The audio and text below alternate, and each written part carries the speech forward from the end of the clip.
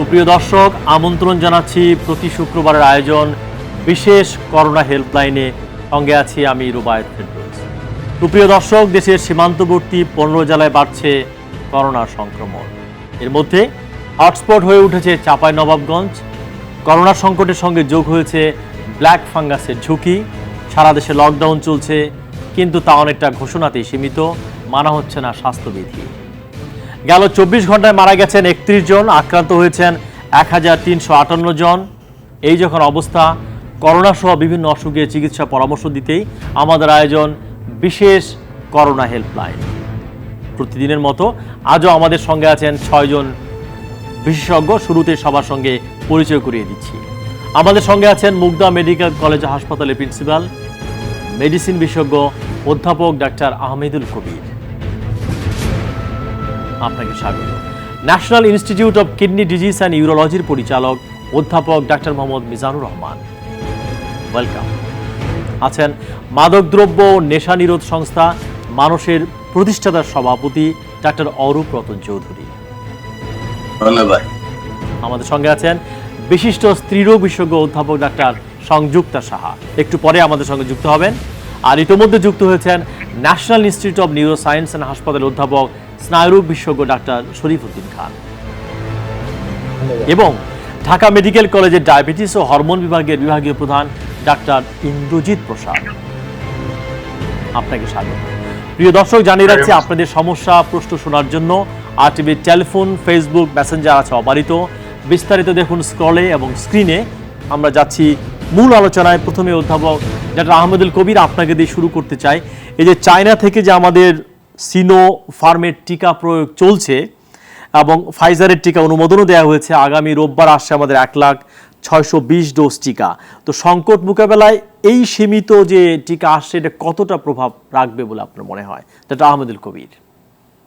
যেহেতু আপনি জানেন যে যেটি এসছে চায়না থেকে সিনোফার্ম যে ভ্যাকসিন এসছে, এটি আমরা চিন্তা করছি যে প্রায়োরিটাইজ করা, কারণ এটি তো আসলে সংকট নিরসন করবে না, এটা আপনি বুঝতে পারছেন, আমিও বুঝতে পারছি।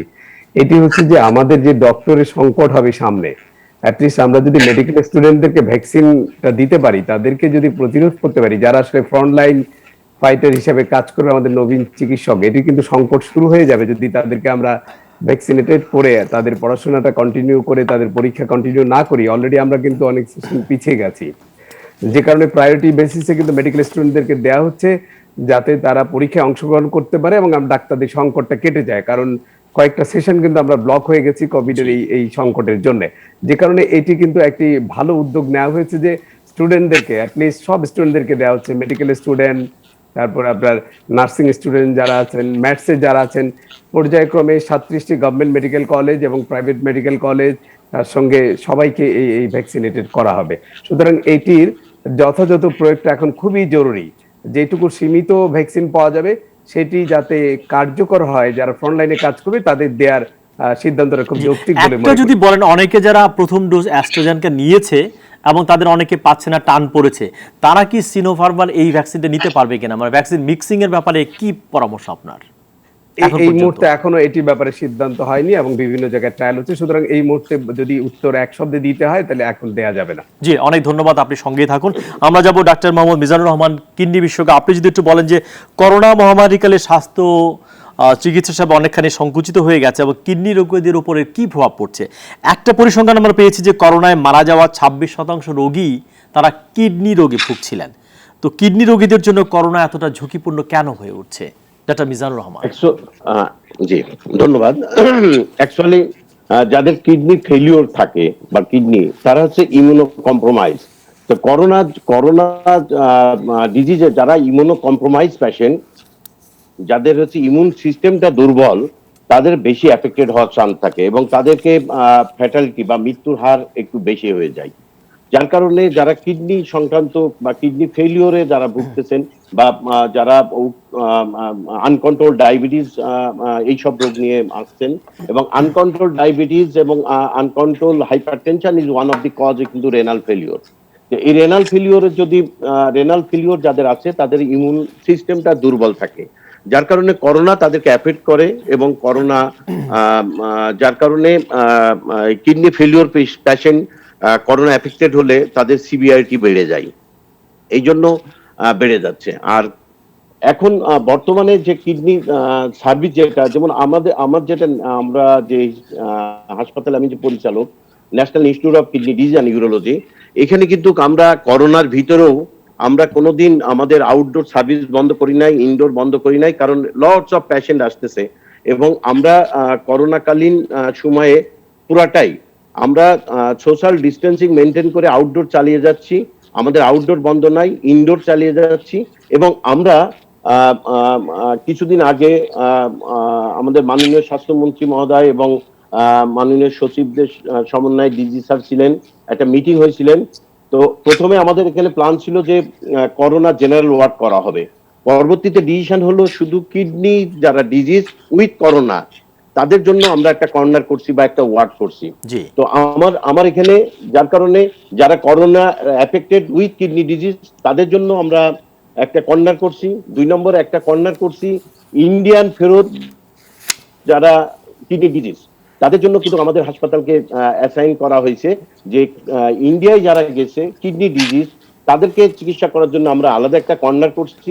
আবার জেনারেল যারা রোগী আসতেছে কিডনি রোগী যারা নন করোনা মানে করোনা নাই তাদের জন্য আমরা আলাদা ব্যবস্থা রাখছি। অনেক ধন্যবাদ ডক্টর মিজান, আপনি সঙ্গেই থাকুন। আরো প্রশ্ন আছে কিডনি রোগ নিয়ে, আমরা আসবো আপনার কাছে। আমরা যাবো ডক্টর অরূপ রতন চৌধুরী। আপনার তো অনেক পরিচয়, আপনি সাংস্কৃতিক ব্যক্তিত্ব, বিশিষ্ট দন্ত চিকিৎসক, এবং এর বাইরে আপনি মাদক বিরোধী সংগঠন মানুষের সভাপতি হিসেবে বহুদিন থেকে কাজ করছেন। একটা যদি আপনি বলেন যে আমরা তো সরকার বলে যে মাদকের বিরুদ্ধে জিরো টলারেন্স, কিন্তু সেই অনুযায়ী মাদক তো কমছে না, বরং সর্বশেষ আপনি দেখেছেন ঢাকা বিশ্ববিদ্যালয়, যেখানে আমি নিজে শিক্ষকতা করি, আমাদের ছাত্র হাফিজুর নতুন একটা ড্রাগস, আমরা নামও অতটা শুনিনি, এলএসডি নিয়ে সে যে কাণ্ডটা করলো, সব মিলিয়ে আপনি যদি বলেন যে কি অবস্থা আসলে আমাদের মাদক নিয়ন্ত্রণ কর্মসূচির, ডক্টর অরূপ রতন চৌধুরী। অনেক ধন্যবাদ আপনাকে।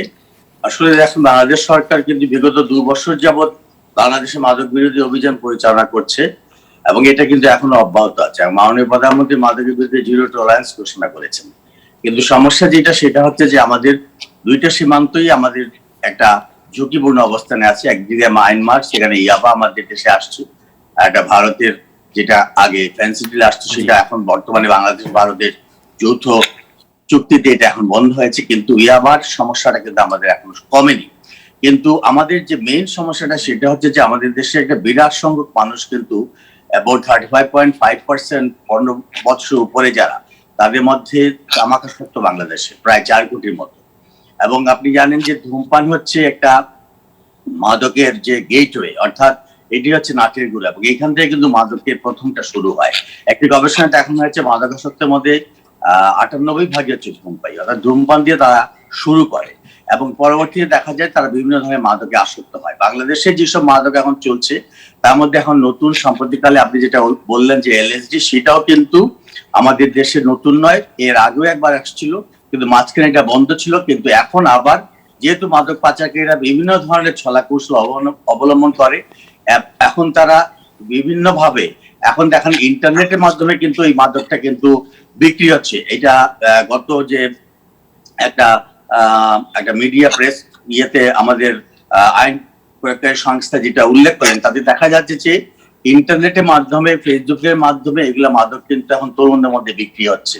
সুতরাং তারা কিন্তু এখন তাদের বিভিন্ন ধরনের পন্থা যেগুলো আগে ছিল সেগুলো কিন্তু বদলিয়ে ফেলছে। এর ফলে তরুণ যুব সমাজ বিশেষভাবে এই মাদকের দিকে আকৃষ্ট হচ্ছে। এবং নেদারল্যান্ড থেকে সম্প্রতিকালে এই মাদকটি, যেটা এলএসডি কথা বললেন, সেটা কিন্তু বাংলাদেশে আসছে।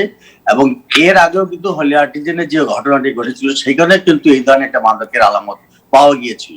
এবং এই ছেলেটি গত কিছুদিন আগে যে ঢাকা বিশ্ববিদ্যালয়ের ঘটনাটি ঘটল দুঃখজনক, সেইখানেও কিন্তু এর একটা সন্ধান পাওয়া যাচ্ছে। কারণ এই মাদকের যে প্রভাবটা সেটা কিন্তু আত্মঘাতীমূলক একটা নেশা, এবং সেটা যে কোনো ধরনের বেপরোয়া কাজ কিন্তু সে মাদকাসক্ত করতে পারে। চৌধুরী, একটা যদি বলেন, আমরা জানি যে করোনা প্রধানত মানুষের ফুসফুসকে আক্রান্ত করে, আর যারা ধূমপান করে সেটাও তো ফুসফুসকে আক্রান্ত করে। সো এই করোনা সময়ে যদি বলেন ধূমপানের ব্যাপারটা কিভাবে, জি এই কথাটা বলার জন্য আপনাকে ধন্যবাদ। আসলে দেখেন, বিশ্ব স্বাস্থ্য সংস্থা প্রথম যখন আমাদেরকে কয়েকটি স্বাস্থ্যবিধি মেনে চলার জন্য পরামর্শ দিল, তার মধ্যে একটি হচ্ছে যে মাস্ক ব্যবহার করা, যেহেতু এটা বাতাসে আসে এবং বাইরে সংক্রমিত হয়।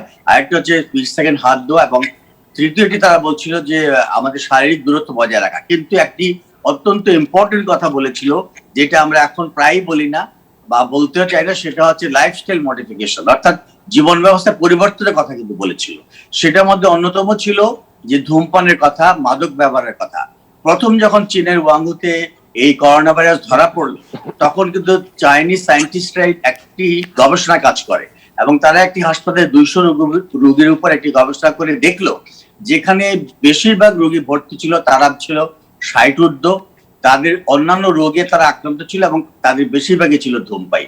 ফলে তাদেরকে খুব তাড়াতাড়ি আইসিইউতে নিতে হয় এবং তাড়াতাড়ি তাদের মৃত্যু হয়। কারণটা হচ্ছে কি, আপনি উল্লেখ করেছেন যে করোনা ভাইরাসটি আমাদের মুখের মাধ্যমে ফুসফুসে যায়, ফুসফুসটি অলরেডি সংক্রমিত থাকে, আর যারা ধূমপান করে তাদের ধূমপানের ধোঁয়ায় থাকে 7000 রাসায়নিক পদার্থ, যেগুলো সবই হচ্ছে বিষাক্ত, টক্সিক, এবং এর মধ্যে 70টি হচ্ছে কার্সিনোজেনিক। এই পদার্থগুলো যখন ফুসফুসে যায় তখন আরো বেশি সংক্রমিত হয়। করোনা ভাইরাস এবং ধূমপানের ধোঁয়া দুইটা মিলে। তো আপনি এই যে মানুষের সভাপতি হিসেবে সামনে তো বাজেট, আপনারা দাবি কি তুলছেন টোবাকোর উপরে, তাকে দাম বাড়ানো, শুল্ক এরকম দাবি তুলছেন কিনা আপনারা? আমরা দাবি তুলছি যে বিভিন্ন দেশে তামাক নিয়ন্ত্রণের অন্যতম অবলম্বন হচ্ছে ট্যাক্স বৃদ্ধি করা, যাতে করে মানুষ এটা ক্রয় সীমানার বাইরে থাকে। তো এটা কি গবেষণায় কি কোরিলেশন পাওয়া গেছে যে দাম বাড়ালে ধূমপায়ীর সংখ্যা কমে? প্রতিটি উন্নত দেশে এটা কিন্তু 10% হারে প্রতি বছর বাড়ানো হয়, তাতে দেখা যায় যে ধূমপায়ীর সংখ্যা কমে যায়। বাংলাদেশে কিন্তু তার উল্টাটা, বাংলাদেশে কিন্তু দেখা যায় সবচেয়ে সস্তা যদি কোনো এই ধরনের বস্তু থাকে সেটার নাম হচ্ছে ধূমপান। 1 টাকা দিয়েও কিনা যায়, কিন্তু 1 টাকা দিয়ে আপনি এটা কলাও হয়তো পাবেন না। সুতরাং এই ক্ষেত্রে দেখা যায় ধূমপান বা তামাক জাতীয় দ্রব্য এত সস্তা হওয়ার কারণে মানুষ কিন্তু সহজলভ্য হয়ে যাচ্ছে এবং এটা ব্যবহার কিন্তু কমছে না। সুতরাং আমরা সরকারের কাছে আবেদন জানাচ্ছি যাতে এটা ট্যাক্স বৃদ্ধি করা। অনেক ধন্যবাদ, আপনি সঙ্গেই থাকুন। আমাদের সঙ্গে ডাক্তার সংযুক্ত সাহা এখনো যুক্ত হননি, আমরা আশা করছি তিনি অল্প সময়ের মধ্যে আমাদের সঙ্গে যুক্ত হবেন। আমি যাব ডক্টর শরীফুদ্দীন খান, আমাদের স্নায়ুরোগ বিশেষজ্ঞ, খুবই আমাদের বিখ্যাত ডাক্তার। আমরা যেটা জানতে চাই যে করোনা থেকে সেরে ওঠা 1/3 মানুষ মস্তিষ্কের রোগে ভুগছেন, এর কারণটা আসলে কি, সেরে ওঠা রোগীরা? ধন্যবাদ। আমরা জানি যে করোনা মুখের ভিতর দিয়ে যে প্রথমে ফুসফুসে আক্রান্ত করে, কিন্তু মুখের ভিতর দিয়ে, নাকের ভিতর দিয়ে যখন ঢুকে তখন আমরা বলি নেজাল মিউকোজা। নেজাল মিউকোজাটা হচ্ছে আমাদের ন্যাচারাল প্রোটেকটিভ ফেনোমেনা। এইটাকে ভেদ করে প্রথমেই রোগী কিন্তু কমপ্লেন করবে যে আমরা নাকে গন্ধ পাচ্ছি না। তার মানে স্নায়ুতন্ত্রের একটা উল্লেখযোগ্য কাজ হচ্ছে নাকে গন্ধ না পাওয়া। রোগীরা আরেকটা কমপ্লেন করতে পারে যে মাথা ব্যথা করে। এই ভাইরাসটি শরীরে ঢোকার পর যখন ফুসফুসে আক্রান্ত হয় বা ইনফ্ল্যামেটরি মেডিয়েটরস গুলি রিলিজ হয়, সেই ইনফ্ল্যামেটরি মেডিয়েটরস গুলি ব্লাডের মাধ্যমে ব্রেনের কোষগুলিকেও আক্রান্ত করে। তখনই রোগীরা আমাদের কাছে কমপ্লেন করে যে প্রচন্ড মাথা ব্যথা হচ্ছে, অথবা তারা তাদের স্বাভাবিক যে চিন্তা ক্ষমতা হারিয়ে ফেলে, কনফিউশনে পড়ে যায়। এমনও দেখা গেছে কোনো কোনো ক্ষেত্রে হ্যালুসিনেশনও হচ্ছে। অনেকের ঘুমের সমস্যা হচ্ছে, অনেকের খুব ঘুমের সমস্যা হচ্ছে এই সময় এসে। হ্যাঁ, ঘুমের সমস্যা হচ্ছে, ডিপ্রেশনের সমস্যা হচ্ছে, লাইফ সাইকেলটাই চেঞ্জ হয়ে যাচ্ছে। কারণ আমাদের এখানে যদি আমরা 3 ভাগে ভাগ করি, মৃদু সংক্রমণ, মাঝারি সংক্রমণ এবং মারাত্মক সংক্রমণ। মৃদু এবং মাঝারি আমরা হসপিটালে পাই না, তারা বাসায় বসেই চিকিৎসা নেয়। আমরা আমাদের যে national institute of neuroscience hospital, সেখানে আমরা মারাত্মক সংক্রমণের রোগীগুলি পাই। যদিও আমরা প্রাথমিকভাবে চিকিৎসা দিয়ে আমাদের কোভিড ডেডিকেটেড হসপিটালে চলে যায়, তারপরেও এই রোগগুলি ব্রেনের বিভিন্ন অংশকে এমনভাবে আক্রান্ত করে যে তারা বিভিন্ন ধরনের কেমিক্যাল সাবস্টেন্স রিলিজ করে তাকে ডিপ্রেশনে নিয়ে আসে, তার ঘুম হয় না, তার স্লিপ সাইকেলটা চেঞ্জ হয়ে যায়। আমরা আমাদের ডাক্তারি ভাষায় যাকে এনকেফালোপ্যাথি বলি, অর্থাৎ গ্লোবাল সেরিব্রাল ডিসফাংশন। ওভারঅল ব্রেনের ফাংশনটা স্বাভাবিকভাবে সে কাজ করতে পারে না, চিন্তা ক্ষমতা নষ্ট হয়ে যায়, এমনকি সে হতাশাগ্রস্ত হয়ে পড়ে। এমনকি কারো কারো ভিতর দেখা যায় যে সুইসাইডাল টেন্ডেন্সিও চলে আসে। আবার যদি আমরা নার্ভাস সিস্টেমের বাইরে ধরি, হঠাৎ করে কারো দেখা গেলে মুখ বাঁকা হয়ে এই রোগীগুলি আমাদের কাছে আসতে পারে। এটাকে আমরা সাধারণত ফেসিয়াল পলসি বা বেলস পলসি বলি। আবার কারো 4 হাত পা অবশ্য হয়ে যেতে পারে, যেটাকে আমরা গুলেনবেরি সিনড্রোম বা পেরিফেরাল নিউরোপ্যাথি বলি। তার মানে এই ভাইরাসটি ঢুকবে নাক দিয়ে, মুখ দিয়ে, ফুসফুসে যাওয়ার পর, কিন্তু স্নায়ুতন্ত্রের এমন কোনো জায়গা নেই যে যেখানে সে আক্রান্ত করতে পারে না বা আমাদেরকে অসুবিধা তৈরি করতে পারে না। জি, অনেক ধন্যবাদ ডাক্তার খান, সঙ্গেই থাকুন, আমরা আরো প্রশ্ন নিয়ে ফিরবো। আমাদের সঙ্গে আছেন অধ্যাপক ডাক্তার ইন্দ্রজিৎ প্রসাদ। আমরা ডায়াবেটিস সমিতির একটা পরিসংখ্যানে বলছে যে 100 জনের মধ্যে 56 জন জানেই না যে তার শরীরে ডায়াবেটিস আছে আসলে। তো তাদেরকে জানানো যায় কিভাবে, কিংবা সে জানবে কিভাবে যে এই অসুখটা শরীরে আছে? আপনি নিশ্চয়ই জানবেন যে আমাদের দেশে যে ডায়াবেটিস হয় তার 95% হচ্ছে টাইপ 2 ডায়াবেটিস। টাইপ 2 ডায়াবেটিস হচ্ছে যে অল্প অল্প সুগার থাকে এবং সিমটম থাকে না। 50 ভাগের বেশি মানুষ কিন্তু কোনো সিমটম থাকে না এদের। শুধুমাত্র রুটিন চেক আপ করতে গিয়ে ধরা পড়ে, কেউ অপারেশন করবে অথবা কেউ বিদেশে যাবে অথবা নতুন চাকরিতে ঢুকেছে অথবা বংশে ডায়াবেটিস আছে, আচ্ছা আগ্রহবশত চেক করে দেখি যে আসলে আমার ডায়াবেটিস হলো কিনা। তো এরকম যখন ব্যাপারগুলো থাকে তখন ডায়াবেটিস ধরা পড়ে। কিন্তু এটা হচ্ছে যে টাইপ 2 ডায়াবেটিসের নিয়মটাই এটা যে এটার সিমটম থাকে না। সেজন্য আমরা রিস্ক ক্লাসিফাই করি, রিস্ক ক্যাটাগরাইজ করি। যারা হাই রিস্ক, যেমন যারা অনেক মোটা, আপনি জানবেন যে চিকন রোগীদের থেকে মোটা মানুষ বলতে আমরা উচ্চতা এবং ওজনের অনুপাত যদি বলি 27-এর বেশি যদি কারো হয়, বডি মাস ইন্ডেক্স যদি বলি, তাহলে BMI যেটা বলি, স্লিম জি। যারা আছে তাদের থেকে যারা মোটা আছে তাদের কিন্তু ডায়াবেটিস হওয়ার সম্ভাবনা কিন্তু প্রায় 10 গুণ বেশি। সুতরাং এই যে ওবিস গ্রুপ অফ পপুলেশন, তাদেরকে যদি আমরা কোনো সিমটম হওয়ার আগে স্ক্রিনিং করি তাহলে ধরতে পারবো। বংশে যাদের ডায়াবেটিস আছে, সাপোজ বাবা মার মধ্যে একজনের ডায়াবেটিস আছে, সন্তানের ডায়াবেটিস হওয়ার সম্ভাবনা থাকবে 10 ভাগ। বাবা মা দুজনের যদি ডায়াবেটিস থাকে তাহলে সন্তানের ডায়াবেটিস হওয়ার সম্ভাবনা থাকবে 40 ভাগ শতকরা। সুতরাং এই গ্রুপ অফ পপুলেশনকে যদি আমরা স্ক্রিনিং করি, যে 40 বছর বয়স হলেই আসলে তোমার যে রিস্ক ফ্যাক্টর আছে তোমাকে আমরা স্ক্রিনিং করি। এবং এই যে আপনাদের যে অনুষ্ঠানটা হচ্ছে, এরকম সোশ্যাল মিডিয়ার মাধ্যমে অথবা প্রিন্ট মিডিয়া, ইলেকট্রনিক মিডিয়ার মাধ্যমে যদি আমরা এটা প্রচার করতে পারি যে এরকম বয়স হলেই আপনারা রুটিন চেক আপের মধ্যে ডায়াবেটিস নিয়ে আসেন, তাহলে কিন্তু আমরা এই ডায়াবেটিসকে ধরতে পারবো। এবং ডায়াবেটিস খুব যেহেতু নীরব ঘাতক, ভেতর ভেতর কিন্তু যখন ডায়াবেটিস ধরা পড়ে অনেক সময় অলরেডি হার্ট অ্যাটাক নিয়ে এসে তারপরে ধরা পড়ে, কিডনি বিকল হয়ে গিয়ে তারপর ডায়াবেটিস ধরা পড়ে। এই যে ক্যাটাস্ট্রফি গুলো এবং আমাদের মতো মধ্যম আয়ের দেশের যে বার্ডেন, কেমন একটা কিডনি ফেলার হলে, একটা চোখ খারাপ হলে, একটা হার্ট অ্যাটাক হলে যে খরচ, এটাকে কিন্তু আমরা অনেকাংশে কমিয়ে নিয়ে আসতে পারবো যদি আমরা যে স্ক্রিনিংটা বাড়াতে পারি সারা দেশ জুড়ে। আপনি শুনে খুশি হবেন, যেমন কমিউনিটি ক্লিনিকে, যেটা বাংলাদেশ সরকারের একটা গ্রেটেস্ট উদ্যোগ, সেখানে কিন্তু একটা গ্লুকোমিটার রয়েছে। সুতরাং এই যে জনগণকে যদি আমরা একটু সচেতন করতে পারি, ওকে আপনি কমিউনিটি ক্লিনিকে যান, আপনি উপজেলা স্বাস্থ্য কমপ্লেক্সে, প্রত্যেকটা জায়গায় কিন্তু স্ক্রিনিং এর সুযোগ রয়েছে। তো আমি মনে করি যে এই ধরনের যে প্রিন্ট এবং ইলেকট্রনিক মিডিয়া, সোশ্যাল মিডিয়া, এবং আমরা বিভিন্ন সময় করে থাকি আমাদের হসপিটালে আউটডোরে আমরা বিভিন্ন রকম সচেতনমূলক অনুষ্ঠান করে থাকি, পত্রিকায় লেখালেখি করে থাকি। এরকম ভাবে যদি আস্তে আস্তে আমরা জনগণকে সচেতন করতে পারি তাহলে কিন্তু আমরা এটা জি। ম্যানেজ করতে পারবো। অনেক ধন্যবাদ ডক্টর ইন্দ্রজিৎ। এক দর্শক আপনাকেই বোধহয় ফোন দিচ্ছেন, প্রশ্ন করতে যাচ্ছেন। প্রিয় দর্শক, কে বলছেন এবং কোত্থেকে বলছেন, পরিচয় দিয়ে আপনার প্রশ্নটি উত্থাপন করুন। কে বলছেন? আমি কুষ্টিয়া থেকে বলছি। বলুন। আজি মজনুর রহমান। আপনি কি ইন্দ্রজিৎ প্রসাদ, ডক্টর ইন্দ্রজিৎ প্রসাদ? জি জি, ইন্দ্রজিৎ প্রসাদ, শুনছেন আপনার কথা। কি বলছি আমি শুনছি আপনাকে। আমি আজ বিগত 20 বছর হলো ডায়াবেটিস হয়েছে। আমি এ পর্যন্ত ওই একবার করোনা অসুখ হয়েছিল, অসুখের পর কিছুদিন ইনসুলিন লিখেন, তারপর ইনসুলিন অফ করে দিই। ওই গ্যালভাজমিক 150 খাই। প্রেশার আছে, প্রেশারের ওষুধ আপনার ওই 8 ঘন্টা খাই আর কি, বুঝলেন। আর এখন সবচেয়ে ঘটনা হলো, দেখা যাচ্ছে খাওয়ার আগে 7, 8, 9 ঘন্টা থাকে, আবার খাওয়ার পরে কন্ট্রোল তো করি, এত কন্ট্রোল করার পরেই দেখা যাচ্ছে 12-13 হয়ে যায়, 12-13-14 হয়ে যায় একটু খাইলে। এখন সবচেয়ে সমস্যা হলো আমার শরীর খুব দুর্বল হয়ে যাচ্ছে। একটা সময় সময় যেন বল শক্তি খুব কম হয়ে যাচ্ছে মনে হয়, তারপর আবার কিছুটা বাড়ে। আর ওই নিচের আপনার এই সেক্সনটা একবারে শেষ হয়ে যাচ্ছে মনে হচ্ছে যেন, বুঝলেন। যে আপনার ওজন এবং উচ্চতার কথা কি বেশি ভুগছি, বুঝলেন। জি, আপনি চাইলে প্রশ্ন করতে পারেন। জি, আপনার ওজন উচ্চতা বলুন একটু। এই আর কি সমস্যা। না, আপনাকে জিজ্ঞেস করছে আপনার ওজন কত এবং উচ্চতা কত? ও, ওজন আমার বর্তমান 63 আছে। 63। আর উচ্চতা? উচ্চতা 5 ফিট মতো, এরকম 5 ফিট 63 কেজি। জি। আচ্ছা আচ্ছা আচ্ছা, আপনার বয়স কত হবে এখন? বয়স প্রায় 60-এর আগাপাশে হবে। আচ্ছা, অনেক অনেক ধন্যবাদ আপনাকে আমাকে প্রশ্ন করার জন্য। অনেক দূর থেকে আপনি কানেক্ট করেছেন। তো যেটা হয় যে করোনায় আসলে করোনা ভাইরাসটা কিন্তু আমাদের সবাই বিশেষজ্ঞরা বললেন যে মুখ দিয়ে, নাক দিয়ে ঢোকে, ফুসফুসে আসে, এবং আমাদের যে প্যানক্রিয়াস, যেখান থেকে ইনসুলিন তৈরি হয়, যে আমাদের ডায়াবেটিস নিয়ন্ত্রণ করার যে যন্ত্রটা, সেখানে কিন্তু সরাসরি এই করোনা ভাইরাস ঢুকে যায়।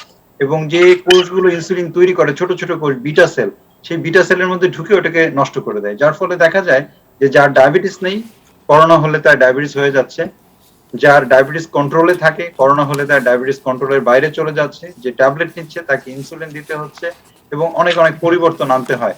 তো সেই ক্ষেত্রে আমি বলবো যে প্রথম কথা হচ্ছে যে দর্শক আপনাকে এখন যেহেতু আপনি করোনা থেকে সুস্থ হয়ে উঠেছেন, আপনাকে হাঁটাহাঁটি করতে হবে কমপক্ষে সপ্তাহে আপনি 5 দিন কমপক্ষে 30 মিনিট করে হাঁটাহাঁটি করুন। আপনি একটা নির্দিষ্ট খাদ্য তালিকা নিশ্চয়ই আপনার চিকিৎসক আপনাকে দিয়েছে, সেটা আপনি ফলো করতে থাকুন। তাতেও যদি দেখেন আপনার ডায়াবেটিসের কন্ট্রোল খালি পেটে 7 এবং ভরা পেটে 10-এর মধ্যে আসে নাই, তাহলে কিন্তু আপনাকে ইন্টেন্সিফাই করতে হবে। নতুন হয়তো কোনো ওষুধ আপনাকে যোগ করা লাগতে পারে। SGLT2 ইনহিবিটর নামে একটা গ্রুপ আছে, যে গ্রুপের ওষুধ খেলে আসলে এখন ডায়াবেটিস ভালো কন্ট্রোল হয় এবং হৃদরোগের ঝুঁকি অনেক কমে আসে, কিডনি ফেলিয়ারের ঝুঁকি অনেক কমে আসে, চোখে রক্তক্ষরণের সংখ্যা কমে আসে। এই ধরনের ঔষধ যদি আপনি আপনার চিকিৎসকের সাথে যোগাযোগ করেন, নিশ্চয়ই আপনাকে উনি প্রেসক্রাইব করবে। তারপরে আপনি ওষুধের কথা সর্বাগ্রে মনে না রেখে মনে রাখবেন যে আপনি ডায়েট, এক্সারসাইজ এবং যে আপনার ঘুম কমপক্ষে 6 ঘন্টা ঘুমোতে হবে। আগে বলতাম আমরা 3D, যেমন ডায়েট, ডিসিপ্লিন এন্ড ড্রাগ, এখন বলি 4D, diet, discipline, drug and dream. মানে 6 ঘন্টা কেউ যদি ভালো না ঘুমায় তাহলে তার ডায়াবেটিস কখনোই কন্ট্রোল থাকবে না। সুতরাং আপনি রাত জাগা বন্ধ করবেন এবং সোশ্যাল মিডিয়াতে বেশি না থেকে অথবা রাতে সিরিয়াল না দেখে আপনি রাতে ঘুমাবেন সুন্দরভাবে 6 ঘন্টা কমপক্ষে, আর হাঁটাহাঁটি খাওয়া দাওয়া কন্ট্রোল করবেন। আমি মনে করি যে 70% চান্স আপনার ডায়াবেটিস এমনিতেই কন্ট্রোল হয়ে যাবে। অনেক অনেক ধন্যবাদ ডাক্তার ইন্দ্রজিৎ, আপনি সঙ্গেই থাকুন। আমাদের সঙ্গে যুক্ত হয়েছেন অধ্যাপক ডাক্তার সংযুক্তা সাহা।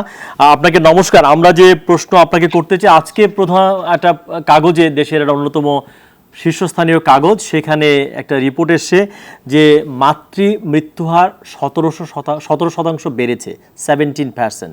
আর বলা হচ্ছে যে সেবা নেয়ার হার 1/4 কমে গেছে এই করোনার কালীন সময়ে। এবং এটা থেকে বলা হচ্ছে সরকারের যে মাতৃমৃত্যু কমানোর যে চেষ্টা, সেটা একটা বড় চ্যালেঞ্জের মধ্যে পড়েছে বলে মনে হয়। আপনি এই বিষয়টাকে কিভাবে দেখছেন ডাক্তার সংযুক্তা সাহা?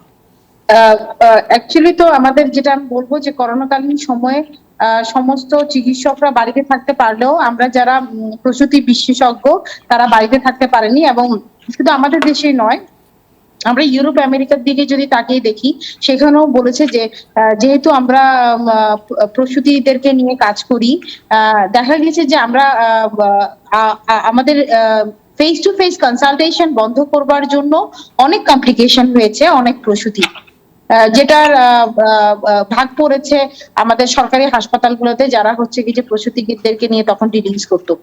তো এরপরে সবাই মিলে একটা সম্মতিক্রমে যে গৃহীত হয় যে ঠিক আছে, আমরা যারা প্রসূতি বিদ্যা বিশেষজ্ঞ তাদেরকে অবশ্যই ফেস টু ফেস কনসালটেশনে যেতে হবে। আমাদের যে আগের যে অনেক কটা ভিজিট ছিল, অ্যান্টিনেটাল ভিজিট, সেটা কমিয়ে অ্যাটলিস্ট আমরা বলেছি 4 বার হলেও আসতে হবে। করোনাকালীন সময় এটা আরো চ্যালেঞ্জের মুখোমুখি হয়ে দাঁড়িয়েছে। দেখা গেছে যে আমাদের অনেক প্রসূতি হচ্ছে করোনা আক্রান্ত হয়ে যাচ্ছে। আবার এই যে একটা জামা পেডিট্রিক্স জার্নালে একটা রিসেন্ট একটা স্টাডিতে ওরা দেখালো যে 30 জনের মধ্যে দেখা যাচ্ছে 3 জন বাচ্চা নবজাতক শিশু করোনাতে এফেক্টেড হচ্ছে। পর দেখা যাচ্ছে যেহেতু আমাদের সবগুলা হসপিটাল কোভিড ডেডিকেটেড না, কোভিড প্রসূতিদেরকে নিয়ে একটা ঝামেলার মধ্যে পড়া, ওদের নর্মাল ডেলিভারি ট্রায়ালে যাওয়া অথবা সিজারিয়ান কিন্তু অনেক আমাদের এখন মানে খুব চ্যালেঞ্জিং হয়ে দাঁড়িয়েছে। কারণ দেখা যাচ্ছে যে নর্মাল ডেলিভারির সময় আমাদের প্রসূতিদেরকে সবসময় মাস্ক পরিয়ে রাখা যাচ্ছে না, তারা শ্বাস নিঃশ্বাস নিতে চেষ্টা করছে এবং এটাই তো স্বাভাবিক, কারণ সেই সময়টা অনেকটা দম বন্ধ করা ব্যথার সম্মুখীন হতে হয় তাকে। এই সবকিছু মিলে যারা হচ্ছে আবার প্রসূতি সেবা দিচ্ছে তাদের আবার হয়ে যাওয়ার সম্ভাবনা থাকে, কারণ সবসময় দেখা যায় যে প্রোটেকশন নিয়ে কাজ করা যাচ্ছে না। আর হচ্ছে যারা হচ্ছে এখন প্রসূতি, তাদের ভ্যাকসিনের ব্যাপারে আপনার পরামর্শ কি? তারা কি ভ্যাকসিন নিতে পারবে? যেহেতু এটা আরএনএ ভাইরাস, সেহেতু এখন পর্যন্ত আমরা কোনো গ্রিন সিগন্যাল পাইনি যে প্রসূতিরা এই ভ্যাকসিন নিতে পারবে। তবে যারা ভ্যাকসিন নিয়ে নতুন গর্ভবতী হয়েছে, আমরা বলেছি যেহেতু এখনো স্টাডিজ অনেক কম, সো কন্টিনিউ করার জন্য আমরা টার্মিনেশনের কথা চিন্তা ভাবনা করছি না। জি, আর মার যদি করোনা হয়, প্রসূতি সন্তানের হচ্ছে, এইরকম সংখ্যা আপনি কেমন পাচ্ছেন? এরকম যে একটা রিসেন্ট, যেহেতু করোনা এখনো চলছে এবং এখনো অনেক স্টাডিজ হচ্ছে, কিন্তু অ্যাকচুয়ালি সারা পৃথিবী জুড়ে র্যান্ডমাইজ কন্ট্রোল ট্রায়াল এখনো অনেক কম, যেহেতু এটা নতুন একটা রোগ এসছে। তবে পেডিয়াট্রিক জার্নালে, যেটা জামা পেডিয়াট্রিক জার্নালে কিছুদিন আগে ছাপালো যে ওরা দেখলো যে 30 জন মায়ের মধ্যে 3 জন নবজাতক শিশুর করোনা আক্রান্ত হয়েছে, যেটা হচ্ছে ভার্টিক্যাল ট্রান্সমিশন, মিনিং যে নতুন ইনফেকশন নয়, মা থেকে সে পেয়েছে। জি, অনেক ধন্যবাদ। আমি যাবো একটু অধ্যাপক ডক্টর আহমেদুল কবির, যদি একটু বলেন, অনেকে যারা প্রথম ডোজ পেয়েছে তাদের অনেকে প্রশ্ন আমাদের ফেসবুকে করছেন, এবং দ্বিতীয় ডোজ তারা পাচ্ছে না, সেই সময়টা পার হয়ে যাচ্ছে 2 মাস কিংবা 3 মাস। যদি এরকম হয় সেই ক্ষেত্রে সেই তার প্রথম ডোজকে বাদ হয়ে গেল, তাকে আবার নতুন করে 1 and 2 শুরু করতে হবে কিনা, এই প্রশ্ন অনেকেই করেছেন। এটি এই সময়কালের সবচেয়ে গুরুত্বপূর্ণ প্রশ্ন, কারণ আমাদের কিছু শর্টেজ ছিল। প্রথম ডোজ আমরা যাদের দিয়েছিলাম, তারপর দ্বিতীয় ডোজ কিন্তু সবাইকে দেয়া যায়নি, কিছু শর্ট থাকার জন্য সেটি হচ্ছে না। তো একটি যেটি বিষয় যে দেখা যাচ্ছে যে 3-4 মান্থস ওয়েট করা যায় ভ্যাকসিন দেওয়ার জন্য। তা আমি আশা করছি যে এর মধ্যে বেশ কয়েকটা জায়গা থেকে কিছু কমিটমেন্ট আছে, হয়তো অ্যাস্ট্রাজেনেকার কিছু ভ্যাকসিন আমরা পেয়ে যাব, সেটি পেয়ে গেলে এটি সমাধান হয়ে যাবে বলে আশা করছি। আর যদি সেটি না পাওয়া যায়, জি, তাহলে সেই ক্ষেত্রে যে প্রবলেমটা বললেন সেটি আসলেই একটি বিড়ম্বনার বিষয় হবে, কারণ যারা অক্সফোর্ডের ভ্যাকসিন নিয়েছেন তারা এখন পর্যন্ত অন্য ভ্যাকসিন মিক্স অ্যান্ড যেটি কথা বললেন সেটি কিন্তু এখনো কনফার্ম করা হয়নি। তো সেই ক্ষেত্রে যদি না আসে, এখন ধরে নিতে হবে যে আমরা পাবো, সেভাবে তাদেরকে একটু ওয়েট করতে হবে। আমার বিশ্বাস হয়তো এটা চলে আসবে। না না, সে ধরেন যে এখন নিয়েছে, তাকে যে 3 মাসের মধ্যে নিতে হচ্ছে, 3 মাসের মধ্যে সে পেলো না, তখন তার ব্যবস্থাটা কি হবে, কার্যকারিতাটা কি হবে? ওকে, 3 মাসের মধ্যে যদি না পায় তাহলে জি। সেক্ষেত্রে অ্যান্টিবডিটা এটা তো নিশ্চয়ই কমে যাবে। তখন আমরা একটা পলিসি নিশ্চয়ই নিব। যদি আমরা ওই ভ্যাকসিনটা না পাই, আমাদের যে ন্যাশনাল টেকনিক্যাল কমিটি আছে, আমরা বসে সিদ্ধান্ত নিব। এবং জি। এর মধ্যে অনেক জায়গায় কিন্তু ট্রায়াল হচ্ছে, সেই রেজাল্টও এর মধ্যে চলে আসবে। ধরেন ইন্ডিয়া তো মিক্স ভ্যাকসিনের ট্রায়াল হচ্ছে, ইউকে তো হচ্ছে, ইউএসএ বিভিন্ন জায়গায় মিক্স ভ্যাকসিনের ট্রায়াল হচ্ছে, এবং কিছু কিছু জায়গায় খুব ভালো রেজাল্টও পাওয়া যাচ্ছে। ধরেন অক্সফোর্ডেরটা দেওয়ার পরে দেখা যাচ্ছে ফাইজার বা সাইনোভ্যাক দিয়ে কিন্তু রেজাল্ট জি। কিন্তু খারাপ হচ্ছে না, বরং ইমিউনিটি আরো বেটার হচ্ছে। এখন সেফটির কোশ্চেনটাই আসছে এর মধ্যে। আই হোপ যে ওইরকম একটা স্টাডি রিপোর্ট মানে এটা আরো অনেক বেশি ট্রায়াল এবং ফাইন্ডিংস আমাদের দরকার, তারপর কথা বলতে পারবো। চলে আসবে, তখন আমরা অনেক সঠিক ধন্যবাদ। জায়গায় চলে একজন যেতে পারবো। দর্শক যোগ দিয়েছেন, তার প্রশ্ন নিয়ে আমরা আলোচনায় ফিরবো। প্রিয় দর্শক, আচ্ছা, প্রশ্নটা পড়ে গেছে, আমরা একটু আলোচনায় যাচ্ছি। ডক্টর মিজানুর রহমানের কাছে, কিডনি বিশেষজ্ঞ। আমরা জানতে চাই যে একজন রোগী, মানে সে হয়তো রোগী না, কিন্তু সিমটম দেখা দিতে পারে, কি কি সিমটম দেখা দিলে সে টেস্ট করাতে যাবে যে আমার কিডনি হতে পারে, এরকম নিজে থেকে বুঝতে পারবে? ওকে, ধন্যবাদ। আসলে কিডনি ডিজিজের অনেকগুলো সিমটম আছে।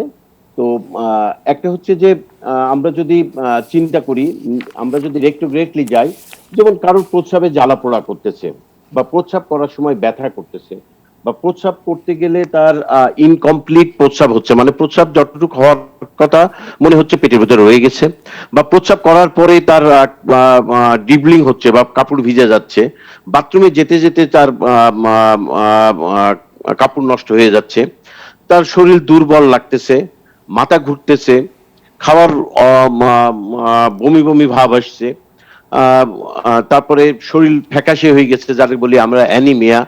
তো এইসব বিভিন্ন কারণে, পেটে কোনো ব্যথা, বা প্রস্রাবের সাথে যদি রক্ত যায় বা লাল প্রস্রাব আসতেছে, এইসব বিভিন্ন কারণ দেখা গেলেই আমরা তখন বলি যে কোনো একজন ইউরোলজিস্ট বা নেফ্রোলজিস্টের পরামর্শ নিয়ে আমরা সিম্পল তাকে পরীক্ষা করতে পারি। কিডনি ফেলিওর দিকে যাচ্ছে কিনা এটি কিন্তু একটা সিম্পল পরীক্ষা। জাস্ট একটা ইউরিন আরএমই করবে, সেরাম ক্রিয়েটিনিন, এই দুইটা পরীক্ষা করতে বাংলাদেশের প্রেক্ষাপটে কিন্তু এটা 500 থেকে 700 টাকা খরচ হয়। এই দুইটা যদি এই মিনিমাম খরচ করতে পারে, এটা প্রাইভেট সেক্টরের কথা বললাম। সরকারি সেক্টরে আপনি 200 টাকা যদি খরচ করেন একটা ইউরিন আরএমই, একটা ক্রিয়েটিনিন করলে, আপনি কিন্তু আপনার কিডনির অবস্থাটা জানতে পারছেন। যে প্রস্রাবের রিপোর্ট দেখলেই, এই প্রস্রাব রিপোর্ট কিন্তু সব জায়গায়, থানা লেভেলে, উপজেলা, ডিস্ট্রিক্ট লেভেলে, যে কোনো মেডিকেল কলেজ হাসপাতালে কিন্তু ইউরিন আরএমই করা যায়। ইউরিন আরএমিতে যদি পার্সেল পাওয়া যায়, যদি অ্যালবুমিন পাওয়া যায়, বা অন্যান্য যদি ফাইন্ডিংস পাওয়া যায়, তাহলে আমরা বুঝি সামথিং ইজ রং।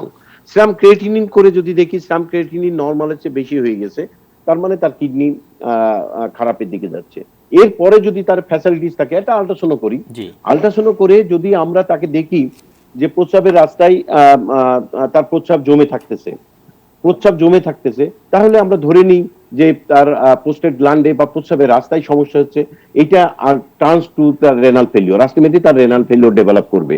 সেই জন্য কারোর যদি মনে হয় যে প্রস্রাব করে আসছে কিন্তু টপ টপ করে প্রস্রাব করতেছে প্রস্রাবের রাস্তায়, ছেলে হোক মেয়ে হোক, তাহলে ধরে নিতে হবে তার প্রস্রাবের রাস্তায় কোনো সমস্যা, মূত্রথলিতে সমস্যা। সেটা হতে পারে ওভারফ্লো ইনকন্টিনেন্স, হতে পারে নিউরোজেনিক ব্লাডার, বা যে কোনো কিছু। যদি আমরা এটা ইভ্যালুয়েট করি তাহলে এটা পারা যেতে পারে। দুই নম্বর হচ্ছে, যেহেতু আমি একটু মিডিয়ার সামনে বলতে চাচ্ছি, আমাদের নিশ্চয়ই। দেশে একটা ভ্রান্ত ধারণা আছে যে যত বেশি পানি খাই তত তার কিডনি ভালো থাকে। এটা কিন্তু একটা ভুল ধারণা। একটা মিথ আসলে, এটা বৈজ্ঞানিক ভিত্তি নেই। না, কোনো জি। বৈজ্ঞানিক ভিত্তি নাই। আমরা বলি পরিমাণ মতন পানি খান। পরিমাণ কি? পরিমাণ হচ্ছে যে আমরা যেটা বলি যে সাধারণত 2 থেকে 3 লিটার পানি খান। যদি কেউ পরিশ্রমী হয়, মানে যে ডে লেবার, যার গা ঘামতেছে, তার পানি প্রয়োজন হবে। কিন্তু যারা হাই সোসাইটি, যারা বাসায় এসি আছে, গাড়িতে জি, AC আছে, অনেক ধন্যবাদ ডক্টর মিজান। আরো প্রশ্ন আছে আমাদের, কিন্তু আমরা একটা বিরতিতে যাব, তারপরে ফিরে আসবো। তার আগে একজন দর্শকের ফোন নিয়ে আমরা আলোচনায় বিরতিতে যাব। প্রিয় দর্শক, কে বলছেন এবং কোথা থেকে বলছেন? জি, আসসালামু আলাইকুম। ওয়ালাইকুম আসসালাম। যে আমি বগুড়া থেকে বলছি, বলুন। মোহাম্মদ তাকলিমুর রহমান। যে আমার বয়স 56। জি। যে আমি ডাক্তার প্রশান্ত ডায়াবেটিস কি যে আমার ইন্দ্রজিৎ বয়স, প্রসাদ, তিনি শুনছেন আপনার কথা, বলুন আপনি। সরি, ইন্দ্রজিৎ প্রসাদ, জি। ওনার কাছে প্রশ্ন আমার, যে আমার জি। বয়স 56, আমার বিগত 12 বছর যাবত ডায়াবেটিস আমার। 12 বছর।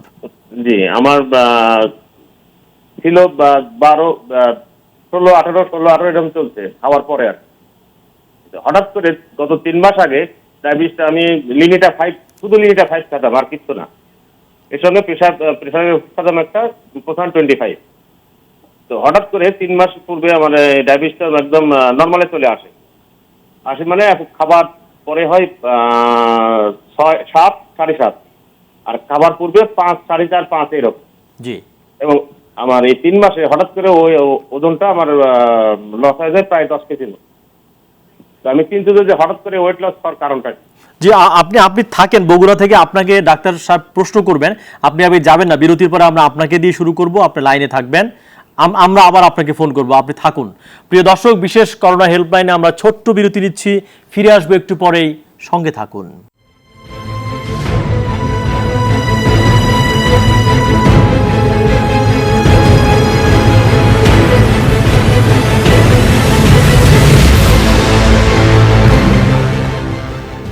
সুপ্রিয় দর্শক, বিরতির পর আবারও স্বাগত বিশেষ করোনা হেল্পলাইনে। সঙ্গে আছি আমি রুবায়াত ফেরদৌস। করোনা সহ স্বাস্থ্যগত বিভিন্ন সমস্যার পরামর্শ দিতেই আমাদের আজকের এই বিশেষ আয়োজন। আমরা ফিরছি আলোচনায়। বগুড়া থেকে একজন দর্শক আমাদের ফোন দিয়েছিলেন, আমরা চেষ্টা করছি তাকে আবারও কানেক্ট করবার জন্য। তার বয়স 56 এবং তিনি 12 বছর থেকে ডায়াবেটিসে ভুগছিলেন। ডাক্তার ইন্দ্রজিৎ প্রসাদের কাছে তার প্রশ্ন, তাকে যুক্ত করলে আমরা আপনার কাছে ফিরবো। তার আগে আচ্ছা, তাকে আমরা পেয়েছি। জি জি, আপনি যদি বলেন বগুড়া থেকে, আপনি আছেন লাইনে? জি জি, ডাক্তার মহোদয় আপনাকে কতগুলো প্রশ্ন করবেন, আপনি মনোযোগ দিয়ে তার উত্তর দিন। জি ডাক্তার প্রসাদ। জি, আপনার আপনি বলেছেন যে আপনার ওজন অনেক কমে গেছে এবং ডায়াবেটিস কমে গেছে অটোমেটিক্যালি, যেটা অনেক বেশি ছিল। তো আপনাকে আমি জিজ্ঞেস করতে চাই যে এর মধ্যে কি আপনি খাওয়া দাওয়া কি অনেক বেশি কমিয়ে দিয়েছেন, অথবা খাদ্যের বিশেষ কোনো উপাদান, আপনি কার্বোহাইড্রেট অথবা এগুলো অনেক বাদ দিয়ে দিয়েছেন বলে কি আপনি মনে করছেন? আচ্ছা, আপনি হয়তো কার্বোহাইড্রেট বুঝবেন, মানে ভাত, রুটি, এই সব শর্করা জাতীয় খাবার। জি, বাদ দিয়ে দিয়েছেন না, আমি হ্যাঁ, আমি ভাত 2 বেলা ভাত খাই। জি, 2 বেলা ভাত খাই, শুধু সকালে একবার রুটি আমার ভাগ্যে জোটে আর কি। আচ্ছা আচ্ছা আচ্ছা, ঠিক আছে। এমনিতে আপনার বুক ধড়ফড় করা, অতিরিক্ত ঘাম হওয়া, হাত পা কাঁপা, এগুলো কিছু হয়? না, এ ধরনের কিছু হয় না, তবে শরীরটা দুর্বল। শরীর দুর্বল, জ্বর আসে, জ্বর কাশি এগুলো আছে? জ্বর কাশি কিছু নাই। আচ্ছা, ঠিক আছে, ধন্যবাদ। আমরা আপনার প্রশ্নের উত্তর আমি দিচ্ছি। তো যেটা হচ্ছে যে আপনার সুগার অনেক বেশি ছিল, আপনি লিনাগ্লেপটিন নামক একটি ট্যাবলেট খাচ্ছিলেন, হঠাৎ করে আপনার ওজন কমে গেল, আপনার সুগার কমে গেল। কেমন বাংলাদেশে সাধারণত আমরা দেখে থাকি যে হঠাৎ করে ওজন কমে যাওয়ার 3টা কারণ থাকে। একটা হচ্ছে যে ডায়াবেটিস খুব কন্ট্রোলের বাইরে থাকলে, সেকেন্ড হচ্ছে থাইরয়েডের রোগ থাকলে, এবং থার্ড হচ্ছে যক্ষার রোগ থাকলে। এই 3টা মেইন কারণ হঠাৎ করে ওজন কমে যাওয়ার। এবং আপনি বললেন ডায়াবেটিস ভালো আছে। সেকেন্ড হচ্ছে যে আপনি থাইরয়েড এবং যক্ষার পরীক্ষা হয়তো করা লাগতে পারে, যদিও খুব সিমটম আপনার নেই, অনেক সময় অ্যাসিমটমেটিক থাকে। আরেকটা দর্শকদের উদ্দেশ্যে আমি বলতে চাই যে হঠাৎ করে এরকম ওজন কমে যাওয়া, অথবা অনেকে ইচ্ছা করে ওজন কমায়, যেমন কার্বোহাইড্রেট খাওয়া বাদ দিয়ে দেয়, যেটাকে আমরা কেটো ডায়েট বলে থাকি। অনেকেই এইটাতে আসক্ত হয়ে পড়ছে কেটো ডায়েটে। আসলে আমি একটা আন্তর্জাতিক গবেষণার একটা ডাটা বলতে চাই, যারা এই যে কার্বোহাইড্রেট অনেক কম খাচ্ছে, 40% কম কার্বোহাইড্রেট কেউ যদি খায়, তাহলে কিন্তু তার হার্ট অ্যাটাকের সম্ভাবনা প্রায় 52% বেড়ে যায়। এবং তার ব্রেন স্ট্রোকের সম্ভাবনা কিন্তু প্রায় 50 ভাগ, আমাদের এখানে নিউরোলজিস্ট রয়েছেন যে 50 ভাগ বেড়ে যায়, এবং তার ক্যান্সার হওয়ার সম্ভাবনা কিন্তু 35 ভাগ বেড়ে যায়। এই তথ্য কিন্তু অনেকের কাছে জানা নেই, কিন্তু সবাই ওজন কমানোর জন্য অথবা ডায়াবেটিসের ওষুধ, প্রেশারের ওষুধ বাদ দেওয়ার জন্য এই যে কেটো ডায়েট অথবা কার্বোহাইড্রেট 10%-এর কম খাওয়ার দিকে ঝুঁকে যাচ্ছেন, এটা আসলে ঠিক নয়। তো তারপরও আপনাকে আমি পরামর্শ দিব যে আপনি দর্শক বগুড়া থেকে অনেক কষ্ট করে দূর থেকে কানেক্ট করেছেন, আপনি আপনার চিকিৎসকের সাথে কথা বলুন, এবং নিশ্চয়ই উনি আপনার যে 3 মাসের গড়ের ডায়াবেটিস আসলেই কখনো সকালবেলা ভালো আছে, রাতের বেলা বাড়ে কিনা, এক এক সময় অনেক সময় একরকম থাকে, সেটা একটা ব্যাপার। আর আপনার থাইরয়েড এবং যক্ষা এই দুটো পরীক্ষা উনি করে নেবেন, করে তারপরে আপনাকে ডিসিশন দিবেন, অথবা আপনার শরীরের ভেতরে অন্য কোনো রোগ লুক্কায়িত আছে কিনা এটা নিশ্চয়ই আপনার চিকিৎসক খুঁজে বের করবেন। তো খুঁজে বের করে তারপর একটা কম্পোজিট ট্রিটমেন্ট দিলে হয়তো আপনি আপনার আগের ওজন আবার ফেরত পাবেন, আগের দুর্বলতা আপনার কেটে যাবে, এবং আপনি আবার সুস্থ সবল হবেন। তো আপনাকে আমি আশ্বস্ত করতে চাই যে ডায়াবেটিসের সারা পৃথিবীতে যত চিকিৎসা আছে, এটা একটা ইন্টারেস্টিং ব্যাপার যে সারা পৃথিবীতে যত চিকিৎসা আছে সবই কিন্তু বাংলাদেশে রয়েছে।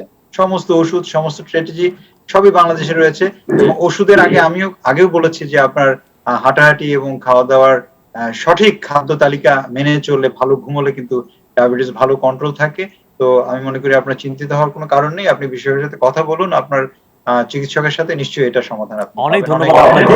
আমি যাবো একটু ডাক্তার অরূপ রতন চৌধুরী, যদি একটু বলেন, অনেকে আমাদের ফেসবুকে প্রশ্ন করছেন এই এলএসডি সম্পর্কে জানতে চাচ্ছেন, বিষয়টা কি আসলে, কোন ধরনের মাদক, কিভাবে তৈরি হয় এবং কিভাবে বাংলাদেশে এটা প্রবেশ করলো আসলে? আসলে এই ধরনের মাদকটা নতুন, আমাদের এটা এসছে, কিন্তু এটার সঙ্গে অনেকে পরিচিত নয়, এই জন্য হয়তো এটা সম্পর্কে জানতে চাচ্ছেন। এটা হচ্ছে লাইসার্জিক অ্যাসিড ডাই ইথাইলামাইড বা এলএসডি সংক্ষেপে বলা হয়। এই ধরনের মাদক আমাদের আগে খুব একটা ছিল না আমাদের দেশে, এবং এটা কিন্তু বহু আগেই যুক্তরাষ্ট্র এবং যুক্তরাজ্যে কিন্তু বন্ধ করে দেওয়া হয়েছে, কারণ এর পার্শ্ব প্রতিক্রিয়া এত বেশি খারাপ ছিল যার জন্য ডাক্তাররা পরে আর ইউজ করেননি, এবং এটাকে সরকারিভাবে নিষিদ্ধ করা হয়। কিন্তু তবুও মাদক পাচারকারীরা এই বিষয়টা নিয়ে আবার তারা পাচার শুরু করেছে বিভিন্ন মাধ্যমে, এবং এটা কিন্তু প্রতিক্রিয়াটা খুবই খারাপ। এটা শরীরের উপর প্রভাবটা খুব খারাপ ভাবে করে, এবং এটা বিভিন্ন অঙ্গ প্রত্যঙ্গের উপর একটা প্রভাব ফেলে, যেহেতু একটু হ্যালুসিনেশনটা বেশি হয়, ফলে যে কোনো ধরনের উত্তেজনামূলক কর্মকাণ্ড ওই ব্যক্তির পক্ষে করাটা সম্ভব। তার একটা মানসিক একটা বিরাট একটা প্রভাব সেটার উপরে হয়, ফলে সে ধরনের অনেক কিছু সে ঘটনা ঘটাতে পারে। সেই সাথে দেহের বিভিন্ন অঙ্গ প্রত্যঙ্গের উপর তার কিন্তু একটা পার্শ্ব প্রতিক্রিয়া রয়েছে, এবং অঙ্গহানির সম্ভাবনা রয়েছে। এই সাথে আমি আরেকটি কথা বলতে চাই, যেটা আমি পূর্বে বলছিলাম যে ধূমপানের সঙ্গে যে করোনার যে বিষয়টা, আমাদের দেশে প্রায় 4 কোটির মতো জনসাধারণ, যেটা প্রাপ্তবয়স্কের মধ্যে যেহেতু তামাকের ব্যবহারটা আছে, এবং বিশ্ব স্বাস্থ্য সংস্থা ইতিমধ্যে বলেছে যে করোনা ভাইরাসে আক্রান্ত হওয়ার ঝুঁকিটা ধূমপায়ীদের মধ্যে অধূমপায়ীদের তুলনায় 14 গুণ বেশি। এটা 4-5 গুণ বেশি না, 14 গুণ বেশি, 14 টাইমস হায়ার। এই জন্য ধূমপায়ীদের এখন আক্রান্ত হওয়ার ঝুঁকিটা বেশি। আমাদের দেশে একটা পরিসংখ্যানে বলা হচ্ছিল যে আগে যে 60 ঊর্ধ্ব ব্যক্তিরা বেশি করোনাতে আক্রান্ত হয়, কিন্তু ইদানিং কিন্তু আমরা দুটোই দেখছি যে তরুণ বয়সের ছেলে মেয়েরাও কিন্তু এখন এডাল্ট যারা, তাদের মধ্যে কিন্তু করোনা আক্রান্তের সংখ্যা কিন্তু কম নয়, এবং মহিলার সংখ্যা আগে কম ছিল, এখন কিন্তু সেটাও বৃদ্ধি পাচ্ছে। সুতরাং এই বিষয়গুলোকে আমাদের একটু গবেষণা করা উচিত। সেই সাথে ডাক্তার চৌধুরী, এই প্রশ্ন আমি করতাম, এর কি কোনো কারণ খুঁজে পান? এখন ছেলেদের আগে খেত, এখন মেয়েদের সংখ্যাটা অনেক বেশি দেখতে পাচ্ছি। এইটার জন্য আমি বলছি যে যেহেতু মহিলার মধ্যে এখন আক্রান্তের সংখ্যা বাড়ছে, এবং কয়েকদিন তো আমরা দেখেছিলাম বাংলাদেশের একটা পরিসংখ্যানে যে পুরুষের তুলনায় মেয়েদের করোনাতে আক্রান্তের সংখ্যা বেশি ছিল, আবার এখন মাঝামাঝি চলে আসছে অর্ধেক মহিলা অর্ধেক পুরুষ। এটার কিন্তু একটা ট্রেন্ড আমরা লক্ষ্য করছি যে মহিলারা আগে আক্রান্ত হতো না, এখন কিন্তু হচ্ছে। সুতরাং আমাদের ধারণা হতে পারে একটা হচ্ছে যে এই ধরনের ধূমপানের পার্শ্ব প্রতিক্রিয়া কিন্তু দুইটা হয়। একটা হচ্ছে প্রত্যক্ষভাবে যিনি ধূমপান করেন তার উপরে হয়, আর প্যাসিভ স্মোকিং, যেটা সেকেন্ড হ্যান্ড স্মোক আমরা বলি, তার ফলে যারা অধূমপায়ী তারাও কিন্তু আক্রান্ত হচ্ছে। এই যে 7000 রাসায়নিক পদার্থ, তার সবগুলো কিন্তু ধোঁয়া বাতাসে যাচ্ছে, এবং পার্শ্ববর্তী যিনি ধূমপায়ী পাশে থাকে তারও আক্রান্ত হওয়ার সম্ভাবনা আছে। সুতরাং এইটাও একটা কারণ হতে পারে। বাংলাদেশে কিন্তু একটা পরিসংখ্যানে দেখানো হয়েছে যে পরোক্ষ ধূমপানের কারণে কিন্তু 4 কোটি মানুষ বাংলাদেশে পরোক্ষ ধূমপানের আক্রান্তের শিকার। সুতরাং এই বিষয়গুলা কিন্তু এখন আমাদের গবেষণার বিষয়বস্তু হতে পারে, এবং আমরা কিন্তু এই ব্যাপারে তামাক নিয়ন্ত্রণ আইন যেটা বাংলাদেশে আছে, এই করোনাকালীন সময় এটা কিন্তু একটা বাস্তব প্রয়োগটা কিন্তু একটা খুবই জরুরি বিষয়। এই যে পাবলিক প্লেসে ধূমপান নিষেধ আমরা জানি, কিন্তু পাবলিক প্লেসে এখনো দেখা যাচ্ছে মানুষ ধূমপান করছে। করোনাকালীন সময়ে পাবলিক প্লেসে ধূমপানটা কিন্তু আইনত নিষিদ্ধ, যেমন মাস্ক পরাটাও যেমন এখন আইন অমান্য করলে একটা জেল জরিমানা আছে, সেইভাবে এই করোনার সময়ে পাবলিক প্লেসে ধূমপানের যে বিধি নিষেধগুলো রয়েছে সেগুলো কিন্তু যদি আইন প্রয়োগী সংস্থা এখন মাঠে নামে এবং সেগুলোর ব্যাপারে বাস্তব একটা প্রয়োগ নেয় এবং সেটা বাস্তবায়ন করে, তাহলে কিন্তু আমরা এই বিষয়টাকে একটা গুরুত্ব সহকারে বিবেচনা করলে করোনার যে আমরা একটা আক্রান্ত হওয়ার সংখ্যা দেখছি যে পুরুষদের মধ্যে বা তরুণদের মধ্যে, সেটা কিন্তু আমরা দেখতে পারবো যে কমছে কিনা। অনেক ধন্যবাদ ডাক্তার চৌধুরী, আপনি সঙ্গেই থাকুন। আরেকজন দর্শক যুক্ত হয়েছেন, তার ফোনটি নিয়ে আমরা আলোচনায় ফিরছি। কে বলছেন এবং কোত্থেকে বলছেন? একটু জোরে বলতে হবে, আমরা শুনতে পাচ্ছি না, একটু লাউডার।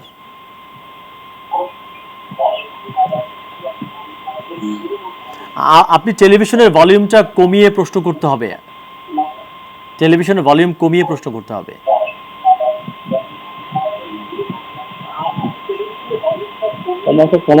দুঃখিত, আমরা শুনতে পাচ্ছি না, আপনি টেলিভিশনটা একদম কমিয়ে দিতে হবে, দিয়ে তারপর প্রশ্ন করতে হবে। হ্যালো, হ্যাঁ এখন শুনতে পাচ্ছি, প্লিজ প্লিজ বলুন আপনি। হ্যালো, আসসালামু আলাইকুম। ওয়ালাইকুম আসসালাম। জি, আমি সুনামগঞ্জ দোয়ারাবাজার থেকে বলছি। বলুন। জি, আমার মেয়ের বয়স 16 বছর, এবার এসএসসি পরীক্ষার্থী। জি। সে গত 5-7 মাস আগ থেকে হঠাৎ করে মানে যেমন লেখাপড়াতে একটু আনমনা ভাব করতেছে, তার বন্ধু বান্ধবের সাথে মিশতে চাচ্ছে না, তারপরে ঘরের মধ্যে একা বসে থাকে। তখন আমি সিলেটের একজন মানসিক ডাক্তার দেখাইলাম, সহকারী অধ্যাপক। উনি তাকে রিসকট 4 এবং পার্কিনিল দিলেন প্রতি রাত্রে একটা করে, খাওয়াইলাম আমি 1.5 মাস। আবারও স্যারের কাছে গেলাম, উনি ওইগুলো রিপিট করলো যে আবার খাওয়ান। তো পার্সেন্টেজটা কমতেছে, আস্তে আস্তে কমতেছে। তখন আমি সিলেটের একজন নিউরো মেডিসিন বিভাগীয় প্রধান, উনাকে দেখাইলাম। উনি তাকে রিসকট পার্কিনিল রাখলেন, নতুনভাবে দিলেন তাকে রিবুটিল 0.5 সিপিসি এবং সেন্ট্রিক। এগুলো খাওয়ানোর পরে তার মোটামুটি অনেকটা কমে গেছে এবং তার মেন্সটা বন্ধ হয়ে গেছে। তখন উনি তাকে একজন বিভাগীয় সিলেটের একজন মহিলা ডাক্তারের কাছে দিলেন। মহিলা ডাক্তার তার বেশ কিছু টেস্ট করলেন, টেস্ট করে আমাকে বললেন, আপনি বাবা হিসাবে তো তাকে সুস্থ রাখেন, আর এই বয়সে মেয়েরা তো এমন হওয়ার কথা না। তারপরে ওই নরমেন্স দিল মেন্সটা হওয়ার জন্য, এটা খাওয়ানোর পরে মেন্স তার হয়ে গেছে। কিন্তু এখন আবার আমি অন্যান্য ওষুধ বন্ধ করে দিলাম, এখন তার ওই পূর্বের আচরণগুলো আবার সে করতেছে। আবারও সে ঘরে চুপচাপ বসে থাকে, কোনো আত্মীয় স্বজন আসলে সে ঘরে এক কোণে থাকে, অন্যান্য মানুষ আসছে বলে যে আমাকে অমুকে সন্দেহ করতেছে। জি, অনেক ধন্যবাদ, আপনি সঙ্গেই থাকুন। এবং ডাক্তার শরীফউদ্দিন খান যদি একটু বলেন।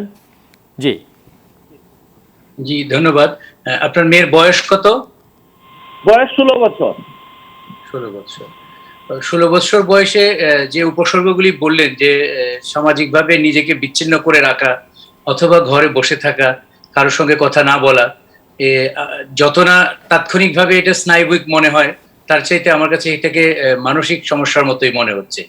এবং অনেকটা এটা বয়সন্ধিকালের সমস্যা, যে মাসিক বন্ধ হয়ে যাওয়া, না হওয়া, অথবা সামাজিকতার ক্ষেত্রে অন্য কারোর সম্মুখে যেতে লজ্জা পাওয়া, সোশ্যালাইজেশন না হওয়া।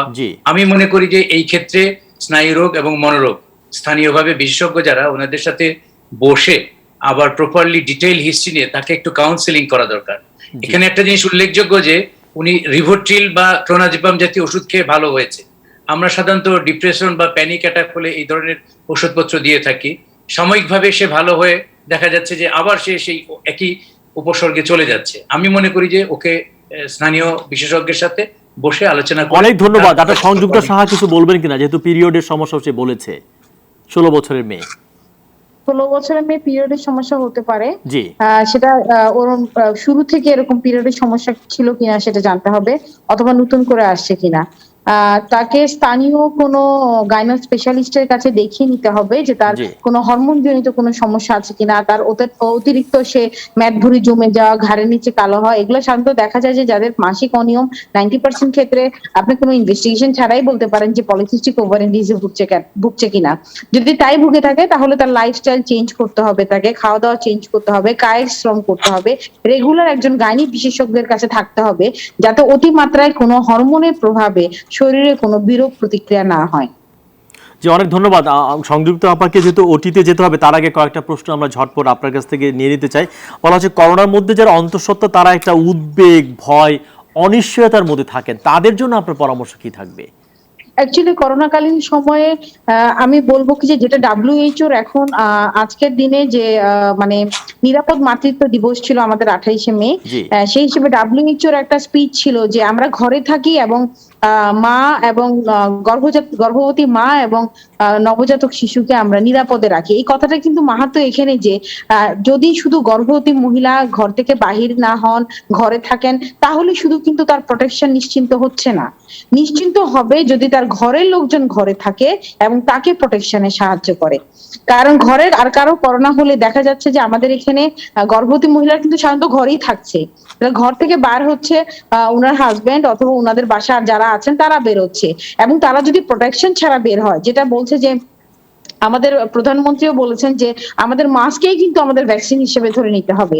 আমাদের ভ্যাকসিনেশনের কভারেজ কিন্তু অনেক কম, সেক্ষেত্রে আমাদের মাস্ককে ধরে নিতে হবে আমাদের ভ্যাকসিন। এবং যদি প্রোটেকশন না মানে যে মাস্ক ব্যবহার করা, হ্যান্ড স্যানিটাইজার দিয়ে বা সাবান দিয়ে ধোয়া, মানে 6 ফুট দূরত্বে থাকা, এগুলো যদি করতে পারে তাহলে কিন্তু আমাদের গর্ভবতী মা, নবজাতক শিশু কিন্তু প্রোটেকশনের থেকে যাচ্ছে। তারপরেও যদি প্রোটেকশনের সমস্যা হয়, তারপর আমি বলবো যে সাধারণত দেখা যাচ্ছে যে আমাদের দেশে যে এই পর্যন্ত যে করোনা এফেকশন, তার মধ্যে 70% কিন্তু গর্ভবতী মহিলারা অ্যাসিম্পটোম্যাটিক থাকছে। এটা আমরা যখন র্যান্ডমাইজ করোনা ডিটেক্ট করছি, যে হসপিটাল অ্যাডমিশন হওয়ার সাথে সাথে যেটা আমরা করি, আমাদের হসপিটাল অ্যাডমিশনের সাথে সাথে কিন্তু তার করোনা টেস্ট হচ্ছে। এমন ভাবে দেখা যায় যে অনেক অ্যাসিম্পটোম্যাটিক, কোনোই তার জ্বর নেই, কাশি নেই, কিছু নেই, সে করোনা পজিটিভ হয়ে যাচ্ছে। সেক্ষেত্রে আমি বলবো যে করোনা পজিটিভ গর্ভবতী মায়েদের যদি হয়েই থাকে তাহলে টেনশন করবার দরকার নেই, কারণ আমরা জেনেছি যে ভার্টিক্যাল ট্রান্সমিশনের হার অনেক কম। তবে সে অবশ্যই বাড়িতে থেকে কনসালটেন্সি মেনে চলবে। অনেক ধন্যবাদ। আরো কয়েকজন প্রশ্ন করেছেন আইভি নিয়ে, যারা ট্রাই, তারা অনেক প্রশ্ন করছেন, তাদের সমস্যাটা যদি একটু বলেন।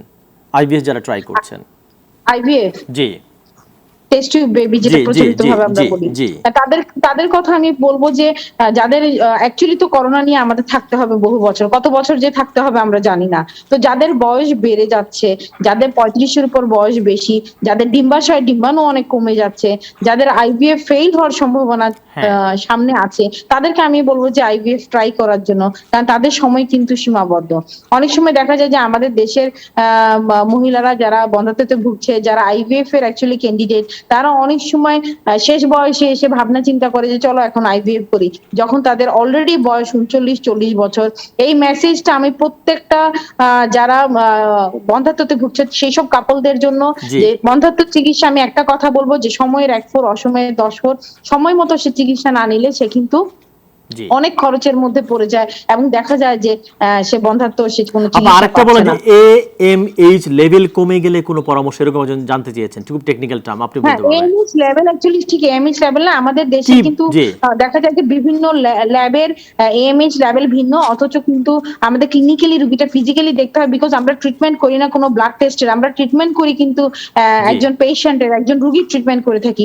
তবে AMH লেভেল এখানে অনেকে ডোনারের ব্যাপারে একটা সোশ্যাল ট্যাবু কাজ করে, ধর্মের ব্যাপার কাজ করে, সেই ব্যাপারে আপনার পরামর্শ কি থাকবে? AMH যদি কম হয়ে থাকে তাহলে দেখতে হবে অ্যাকচুয়ালি কাউন্টার পার্ট। অনেক সময় দেখা যায় যে AMH রিপোর্টটা ভুল, FHS LHS ইস্ট্রাডিওল করে দেখা যায় যে অ্যাকচুয়ালি FHS অত বেশি হাই হয়ে যায়নি, যেখানে বলে যে আপনার ডিম্বাশয় ডিম্বাণু আছে।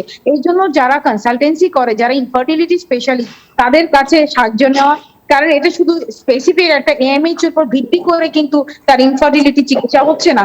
অনেক সময় দেখা যায় যে AMH অনেক লো, কিন্তু আমরা সামান্য কিছু ফিজিক্যাল গ্রাউন্ডের উপর সামান্য কিছু ওষুধ দিয়েছি, কনসিভ করে যায়, তাহলে কোথায় গেল সেই AMH লেভেল?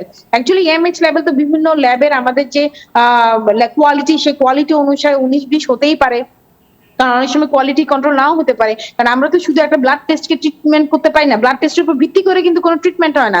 যার ডিম্বাণু কম তার নিশ্চয়ই মাসিকটা অনিয়মিত হয়ে থাকবে, অথবা মাসিক হেরফের হবে। এভাবে ফিজিক্যালি দেখতে হবে অ্যাকচুয়ালি কাজ করে কিনা। সেক্ষেত্রে ডোনার নেওয়ার ক্ষেত্রে কোনো কি আপত্তি আছে? ডোনার নেওয়ার ক্ষেত্রে কোনো বাধা নিষেধ সমস্যা, এইটাই সোশ্যাল ট্যাবুটা কাটানো কিভাবে? কোনো সমস্যা হওয়ার কথা না, কারণ এটা শারীরিক সঙ্গমের মাধ্যমে হচ্ছে না।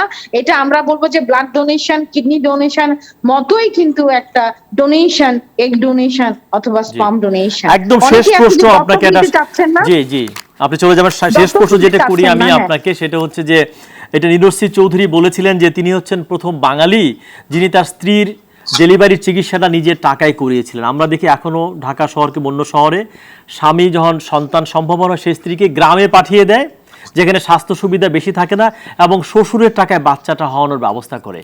এইটা এখন কতটা বদলেছে বলে আপনার মনে হয়? এই যে একটা পেট্রিয়ার্কিক্যাল সোসাইটি, পুরুষতান্ত্রিক কাঠামোতে, এটা আপনার কি মনে হয় এখন আমি বলবো চেঞ্জ এখনো হয়েছে কিনা, change হয়নি। পুরুষদের দৃষ্টিভঙ্গি আমি চেঞ্জ হয়েছে প্রাইভেট কিনা? প্র্যাকটিসে এখনো দেখছি যে যখনই গর্ভবতী হয়ে যায় তখনই স্বামী চায় যে গ্রামের বাড়িতে চলে যাক অথবা তার শ্বশুর বাড়িতে চলে যাক, তার শ্বশুর শাশুড়ি সমস্ত টেক কেয়ার করুক। অনেক সময় আমাদেরকে হাজবেন্ডরা বলে যে আমি তো এখানে একা, আমার ওয়াইফকে কে দেখবে? অথচ ওরা ভুলে যায় যে অ্যাকচুয়ালি গর্ভকালীন সময়ে একজন কনসালটেন্সি থাকা, একজন অ্যান্টিনেটাল চেকআপে থাকা Exactly. কতটা জরুরি। এবং এটা আমি বলবো যে অ্যান্টিনেটাল চেকআপে সারা পৃথিবীতে অ্যান্টিনেটাল চেকআপের উপর আমরা জোর দিই, কারণ অ্যান্টিনেটাল চেকআপ যদি জোর দেওয়া যায় তখনই কিন্তু আমাদের মায়ের মৃত্যুর হার কমানো যাবে, না হলে কিন্তু কোনোদিন কমানো যাবে না। যে আপনি থাকুন, একজন দর্শক ফোন দিয়েছেন, আপনাকে দিয়ে আমরা আপনাকে ছেড়ে দেবো। সরি, অনেকক্ষণ আটকে রাখছি আমরা। প্রিয় দর্শক, কে বলছেন এবং কোত্থেকে বলছেন ঝটপট বলে ফেলুন। জি প্লিজ। আসসালামু আলাইকুম। ওয়ালাইকুম জি, আসসালাম। আমি মঞ্জু বলছি মিরপুর থেকে। তো আমার একটি প্রশ্ন হচ্ছে, আমার ওয়াইফ প্রেগনেন্ট, তবে তার প্রবলেম হচ্ছে গিয়ে তার ঘুম হয় না। ঠিক আছে, প্রতিদিন 1 ঘন্টা কি 2 ঘন্টা, মানে এর বেশি ঘুম হচ্ছে না, চোখের নিচে অনেক কালো হয়ে গেছে। তো এটা নিয়ে কি কোনো প্রবলেম বা ঘুমের কোনো আছে কিনা, কিভাবে ঘুমাতে পারে বা কি, সেটা আর কি জানার ছিল।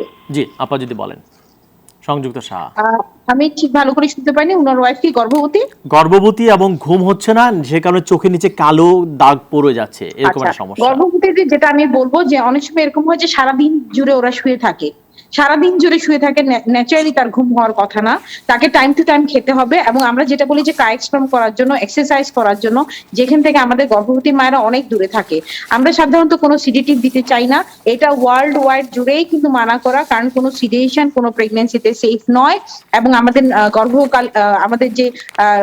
আমাদের যে গর্ভস্থ শিশু আছে তার জন্য কোনো রকমই কিন্তু নিরাপদ নয়। এটার জন্য ঘুমের জন্য তাই কি করতে হবে, সে সন্ধ্যার সময় ঘুমাবে না, এবং সে রাত্রে ডিনারটা করে ফেলবে 7টা-8টার দিকে, 9টা-10টার দিকে হালকা পাতলা সে স্যুপ খাবে, এবং তারপরে সে 15 থেকে 20 মিনিট সে হাঁটবে, সে এক্সারসাইজ করবে, তারপরে সে টায়ার্ড হয়ে এমনি তার ঘুম আসবে। এবং অবশ্যই আমাদের যে স্মার্টফোন, সেই স্মার্টফোন গুলো রাতের বেলা ব্যবহার করবে না, কারণ স্মার্টফোন আমাদেরকে একটা ফলস ইমপ্রেশন দেয় যেটা ডে লাইট, এবং ঘুম আসে না। এবং অনেকে মনে করে যে ঘুম না আসলে আমরা স্মার্টফোনের সামনে বসি, যেটা হচ্ছে খুবই একটা মানে একটা ভুল কাজ।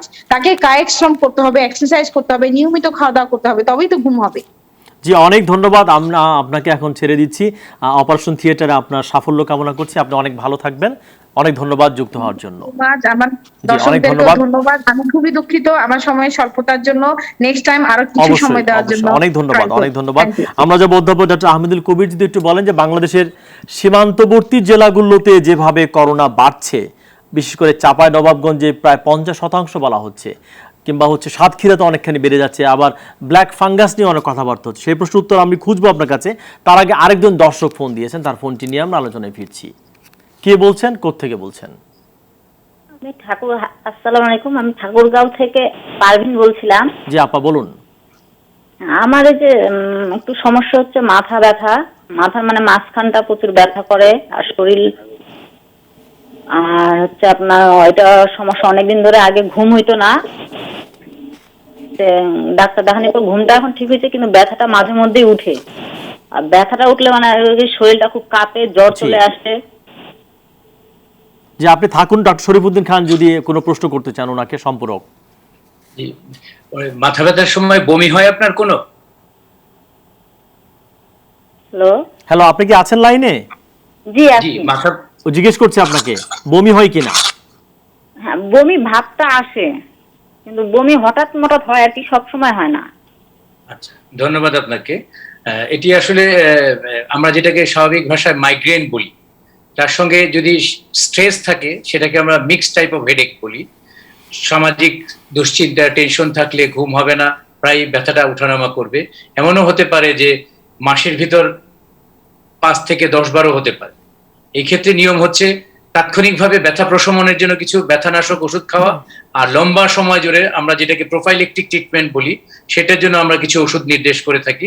সেই ওষুধগুলি খেয়ে ওনাকে একটা হেডেক ডায়েরি মেনটেন করতে বলি, যে ব্যথাটা মাসে 10 দিন আসলো, আমাদের এই ওষুধের মাত্রা খেয়ে দেখা যাচ্ছে ব্যথাটা আস্তে আস্তে 4 দিন, 3 দিন বা এভাবে কমে আসছে, এবং ওষুধের মাত্রাটা বাড়িয়ে একটা নির্দিষ্ট সময়ে ওনাকে বিশেষভাবে মনে রাখতে হবে যে কোনো প্রিসিপিটেটিং ফ্যাক্টর বা যেই জিনিসগুলি ওনার এই ব্যথাটাকে বেশি আসতে মানে ইয়ে করে, উদ্বুদ্ধ করে, যেমন অনেকে রাত জেগে টেলিভিশন দেখবে বা ফেসবুক করবে, অথবা ঘুমাবে না, খাওয়ার ক্ষেত্রে খাওয়ার টাইমটা মিস করে ফেলা, যেই জিনিস নিয়ে দুশ্চিন্তা করার কোনোই প্রয়োজন নেই অথচ ওই জিনিসটাকে নিয়ে অনেকক্ষণ বারবার দুশ্চিন্তা করা, এই উপসর্গগুলির সাথে এই ফ্যাক্টরগুলি যখন যুক্ত হয় তখন সহজে মাথা ব্যথা ভালো হতে চায় না। আমি মনে করি যে এই যদি বমি না হয়, অন্য কোনো অসুবিধা না থাকে, এটি স্বাভাবিক মিক্স টাইপের হেডেক, এবং আমি যে উপসর্গ প্রশমনের জন্য যে ওষুধগুলির কথা বললাম সেটি খাবে। এখানে একটি কথা বলা দরকার যে মাথা ব্যথার সমস্ত রোগী আমাদের কাছে এসেই প্রথমে তারা চায় যে মাথার একটা সিটি স্ক্যান করতে। আমরা সাধারণত ডাক্তারখানায় আসলে আমরা ওই চোখের ভিতর দিয়ে, চোখের মনির ভিতর দিয়ে, ব্রেনের অক্ষিগোলকের ভিতর দিয়ে ব্রেনটাকে দেখতে পারি যে ব্রেনে কোনো অস্বাভাবিক টিউমার থাকলে ব্রেনটা ফুলে যায়। সেটা আমরা সামনাসামনি না দেখলে, উনি যদি স্থানীয়ভাবে কোনো নিউরোলজিস্টের পরামর্শ নেন, সেটি দেখে যদি মনে করেন তাহলে হয়তো ওনাকে একটা সিটি স্ক্যান করতে বলবে, নচেত ওনার কোনো সিটি স্ক্যান করার প্রয়োজন নাই। স্বাভাবিক ব্যথার ঔষধ এবং প্রোফাইলিকটিক যে ওষুধ আমরা বললাম এটি উনি চালিয়ে যেতে পারেন। আচ্ছা, আপনি তো সঙ্গে আছেন, আপনি কি সিটি স্ক্যান করেছেন পারবিন আপা? হ্যাঁ জি, সিটি স্ক্যানও করছি, এমআরআইও করছি। জি, নরমাল, নিশ্চয়ই নরমাল এসছে। আরেকটা যেটা সমস্যা হয়, মাথা ব্যথা ওঠার আগে আমার একটা চোখে আর কি রক্ত জমাট হয়ে যায়, চোখে রক্ত জমাট হয়ে যায়, ব্যথাটা ঘন হয় তখন, মানে একটা চোখে রক্ত জমাট হয়ে আসে। আপনি কি কখনো চোখের ডাক্তার দেখিয়েছেন? হ্যাঁ, চোখের ডাক্তার দেখাইছিলাম, উনি তখন মানে বলছে আপনার চোখে কোনো সমস্যা নাই, আপনি একটু নিউরোসার্জন দেখান, তখনটাই নিউরোলজিস্টে দেখাইছিলাম। আচ্ছা, যদি আপনার সিটি স্ক্যান এবং এমআরআই নরমাল এসে থাকে তাহলে আপনাকে ধরে নিতে হবে মারাত্মক কোনো সমস্যা নেই। এর বাইরে মাঝে মাঝে চোখে রক্ত জমে যাওয়ার ক্ষেত্রে আমরা যেটা মনে করি যে ব্রেনের শিরার ভিতর রক্ত জমে যাওয়া, যেটাকে আমাদের ডাক্তারি ভাষায় বলি ভেনাস সাইনাস থ্রম্বোসিস, এইরকম হলে অনেক সময় কনজেকশনের জন্য চোখ লাল হয়ে যেতে পারে। সেই ক্ষেত্রে আমরা কিন্তু ব্রেনের ভেনোগ্রামটা করি, এটি একটি স্পেশাল ব্রেনের টেস্ট। যদি কোনো স্নায়ুরোগ বিশেষজ্ঞের কাছে যান, উনি নিশ্চয়ই এটিকে অ্যাডভাইস করে আপনার ওই যে লাল হয়ে যাওয়াটাকে যে কোনো দুশ্চিন্তার কারণ নয় সেটিকে উনি বাদ দিয়ে দিবেন।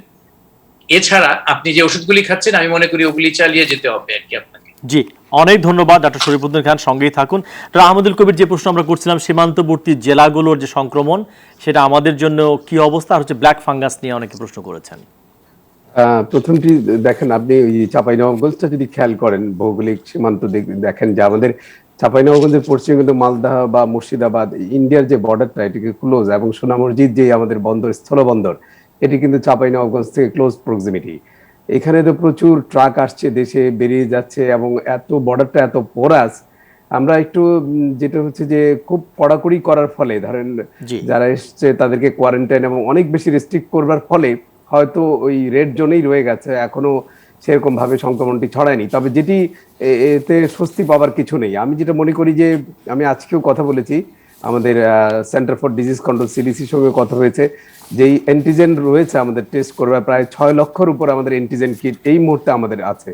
তো সিডিসি যেটি করতে পারে যে সারা দেশে কন্ট্রাক্ট টেস্টিং করা, অ্যান্টিজেন টেস্ট কিন্তু খুব সহজ, বিশেষ করে বর্ডার জোনে যদি ব্যাপক হারে আমাদের 64 জেলায় যে 64 জায়গায় সিভিল সার্জন, তাদের প্রত্যেকে কিন্তু এই যে অ্যান্টিজেন টেস্টের উপরে ট্রেনিং দেওয়া হয়েছে।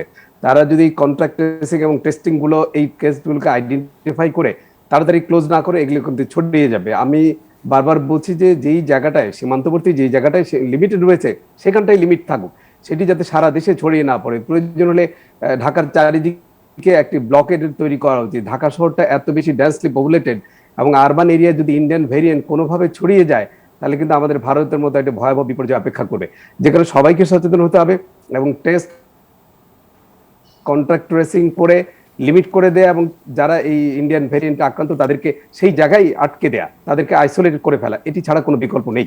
আর আপনি যেটি বললেন যে আরেকটি কথা বলেছেন, যেটি ওই যে আমরা বলছি এখন ব্ল্যাক ফাঙ্গাস, আসলে ব্ল্যাক ফাঙ্গাস তো জিনিসটি আমাদের দেশে কিন্তু অনেক আগে থেকেই রয়েছে। এটাকে বলে মিউকোরমাইকোসিস, একটি ফাঙ্গাস। এটি কিন্তু যত্রতত্র আছে, আপনার এনভায়রনমেন্টের স্পোর হিসেবে থাকে, তারপর আপনি বিশেষ করে মাটিতে বা সোয়েলেও কিন্তু এটি আছে। আপনি কিন্তু প্রতিনিয়ত এই ফাঙ্গাস স্পোরের সঙ্গে আসছি, কিন্তু আমাদের রোগটা হচ্ছে না। তাহলে কাদের রোগটা হচ্ছে? এখানে আমাদের এন্ডোক্রাইনোলজিস্ট ডক্টর ইন্দ্রজিৎ আছে, যেটি হচ্ছে যে যারা প্রোন, এটা কিন্তু ছোঁয়াচেও না। যেমন ধরেন আমাকে কিন্তু এটি ইনফেক্ট করতে পারবে না, যেহেতু আমার প্রিডিসপোজিং বা আমার রিস্ক ফ্যাক্টর নেই। এটি নিয়ে যাতে জনমনে কোনো শঙ্কা না হয়, এই জন্য আমি একটু বুঝানোর চেষ্টা করছি যে ব্ল্যাক ফাঙ্গাস বা মিউকোরমাইকোসিস যেটি, সেটি কিন্তু আমরা এখানে যারা আছি যাদের ইমিউনিটি ভালো তাদেরকে কিন্তু কখনো এটি আপনার গায়ে বা সংস্পর্শে আসলেও আপনারা কিন্তু ডিজিজ করতে পারবে না। ডিজিজ করবার জন্য কিছু প্রিডিসপোজিং ফ্যাক্টর বলি আমরা, সেটি থাকতে হবে। এখন আসি কেন কোভিডের সময় এই জিনিসটি আলোচনায় আসছে। অন্যান্য সময় কিন্তু এই মিউকোরমাইকোসিসটা আমরা স্পোরাডিক্যালি ডিটেক্ট করি, যেমন বারডেমে প্রায়শই একটা দুইটা কেস ওনারা কিন্তু মিউকোরমাইকোসিস পান, তারই ইয়েতে হয়তো দুটো কেস ওনারা পেয়েছেন। এখন কোভিড যাদের হচ্ছে তাদের 4-5টা জিনিস থাকে। এক নম্বর হচ্ছে তাদের অক্সিজেনের লেভেলটা কমে যায় ফুসফুসে, এবং যখনই হাইপোক্সিয়া বা অক্সিজেন লেভেল কমে যায় যে কোনো পেশেন্টের, সেটি হচ্ছে এই স্পোর বা এই মিউকোরমাইকোসিস জার্মিনেট করার জন্য খুব ভালো একটা এনভায়রনমেন্ট। তারা যখন অক্সিজেনের লেভেলটা কমে যায় এরা জার্মিনেট করতে পারে, এটি হচ্ছে 1 নম্বর বিষয়। দ্বিতীয় বিষয় হচ্ছে যখনই কোভিড হয়, করোনা হয়, তখন দেখবেন আমরা দুটো একটা পরীক্ষা করি, তার মধ্যে আপনি সবাই এখন জানেন যেটা আয়রন এবং ফেরিটিন লেভেলটা দেখি। যেই পেশেন্টদের আয়রন এবং ফেরিটিন, করোনাতে অদ্ভুতভাবে ফেরিটিন লেভেল অনেক হাই হয়ে যায়, এবং এটিও কিন্তু একটা nourishment for this spore to germinate. তাহলে তার জন্য বাস করবার জন্য হচ্ছে অক্সিজেন লেভেল কমে যাওয়া, ফেরিটিন লেভেল হাই হয়ে যাওয়া, তারপর যেটি হচ্ছে রোগ প্রতিরোধ ক্ষমতা, কোভিড যাদের আক্রান্ত হচ্ছে তাদের কিন্তু রোগ প্রতিরোধ ক্ষমতা কমে যাচ্ছে। পাশাপাশি যেটি ইন্দ্রজিৎ বলার চেষ্টা করলো, কোভিড হওয়ার পরে অনেকে কিন্তু আগে ডায়াবেটিস না হলেও তারা নতুনভাবে তারা কিন্তু ব্লাড সুগার তাদের বেড়ে যাচ্ছে, এবং ব্লাড সুগার বেড়ে যাওয়া না শুধু, করোনার চিকিৎসায় আমরা একটি ওষুধ ব্যবহার করি, সেটি হচ্ছে ডেক্সামেথাসোন বা স্টেরয়েড। স্টেরয়েড ইউজ করবার ফলে দেখা যায় যে কারো আগে ডায়াবেটিস না থাকলেও তারা কিন্তু নতুনভাবে তাদের ব্লাড সুগার অনেক হাই হয়ে যাচ্ছে। এই অনেকগুলো সমন্বিত কারণ, একটি হচ্ছে রোগ প্রতিরোধ ক্ষমতা কমে যাওয়া, আরেকটি হচ্ছে স্টেরয়েড ইউজ করবার জন্য আনইউজুয়ালি ব্লাড সুগার লেভেল বেড়ে যাওয়া, কোভিড আক্রান্ত হয়ে ব্লাড সুগার বেড়ে যাওয়া, তার অক্সিজেনের লেভেলটা কমে যাওয়া, ফেরিটিন বেড়ে যাওয়ার জন্য এই কোভিড পেশেন্টগুলো কিন্তু প্রিডিসপোজ টু দ্য মিউকোরমাইকোসিস, এবং সেটি যখন তাদের হচ্ছে তাদের এই উপসর্গগুলো আসছে। এবং এটি আরেকটি জিনিস হচ্ছে যে ইন্ডিয়াতে কেন এটি হলো বা এত ব্যাপকতার কেন হলো, আমাদের কি প্রিকশন নেওয়া উচিত। যেটি হচ্ছে আপনি দেখেছেন যে ইন্ডিয়ার স্বাস্থ্য ব্যবস্থা, আমি যদি এক অর্থে বলি, তাদের সরকারি স্বাস্থ্য ব্যবস্থার চেহারাটা তো দেখা গেছে আমাদের চেয়েও তাদের কিন্তু খারাপ অবস্থা। তাদের কিছু প্রাইভেট সেক্টর ভালো, কিন্তু as a whole government system কিন্তু ভালো নয়। অনেক হাসপাতালে অক্সিজেন ছাড়াও পেশেন্ট মারা গেছে, এবং তাদের যে অক্সিজেন সিস্টেম যেটা তারা এইটা একটু প্রশ্ন করা দরকার। তাহলে যে ফি বছর আমাদের হাজার হাজার রোগী ইন্ডিয়াতে যায়, এটা তাহলে মিথ নাকি একটা? ওদের অবস্থা যদি এত খারাপ হয় কেন লোকজন যাচ্ছে, এটা কি বলবেন একটু? এটি একটা এবং করোনার সময় কিন্তু 1.5-2 বছর যাচ্ছে না, আমাদের লোকরা তো আছে ঠিকই, আর চিকিৎসা এখানেই পাচ্ছে। তো এইটা নিয়ে কোনো বক্তব্য আছে কিনা? আমাদের প্রচুর টাকা তো চলে যাচ্ছে চিকিৎসার জন্য ওইখানে, অবশ্যই আদৌ কোনো কাজ করে কিনা? হ্যাঁ, এটি আপনি খুব যথাযথ একটি প্রশ্ন করেছেন। আমরা দেখি যে কারণে তারা ইন্ডিয়ায় যাচ্ছে তার বেশিরভাগ চিকিৎসা বাংলাদেশেই সম্ভব, এবং অনেকের মানসিক সমস্যাও থাকে যে আমি ক্রস করে ইন্ডিয়া গেলে বোধহয় অনেক ভালো চিকিৎসা পাবো। অনেকেই কোনো রোগ ছাড়াও ইন্ডিয়াতে যান চিকিৎসা করবার জন্য, পরে আমরা দেখছি আসলে তারা মানসিক রোগে ভোগেন। ওখানে গেলে তার মানসিকভাবে একটা তৃপ্তি হয়, যেমন ওখানে গেলাম, অনেকে সিঙ্গাপুরে যান, অনেকে অনেক জায়গায় যান। তা আমি যে জায়গাটায় আসতে যাচ্ছিলাম মিউকোরমাইকোসিস সম্পর্কে, এখন যেটি হচ্ছে যে এটির যে মেডিসিন সেটা সম্পর্কে আমরা কথা বলেছি। ধরেন এটি ছড়ানোর পিছনে কারণ হচ্ছে ইন্ডিয়া কিছু কাস্টমার আপনি দেখেছেন কাউ ডাং তারা ইউজ করেছে, তারপর সয়েল ইউজ করেছে, তাদের যে কিছু কিছু রিচুয়াল, কিছু ব্যাড হ্যাবিটের জন্য এটি ছড়িয়েছে। প্লাস ইন্ডাস্ট্রিয়াল অক্সিজেন ইউজ করা, প্লাস যে হিউমিডিফায়ার ইউজ করেছে সেটি কিন্তু পিউরিফাই করেনি। আমাদের এই সমস্ত জায়গায় পার্সোনাল হাইজিন, ক্লিনিনেস বা হসপিটালে যদি আমরা সেগুলো ব্যবহার করি, আর অপ্রয়োজনীয় যদি আমরা স্টেরয়েড ইউজ না করি, প্লাস ডায়াবেটিসটাকে যদি প্রপারলি কন্ট্রোল করি, সেক্ষেত্রে আমাদের এটি কিন্তু ছড়ানো। অনেক ধন্যবাদ ডাক্তার কবির। কয়েকজন দর্শকের ফোন আমরা নিয়ে আবার আলোচনায় ফিরবো।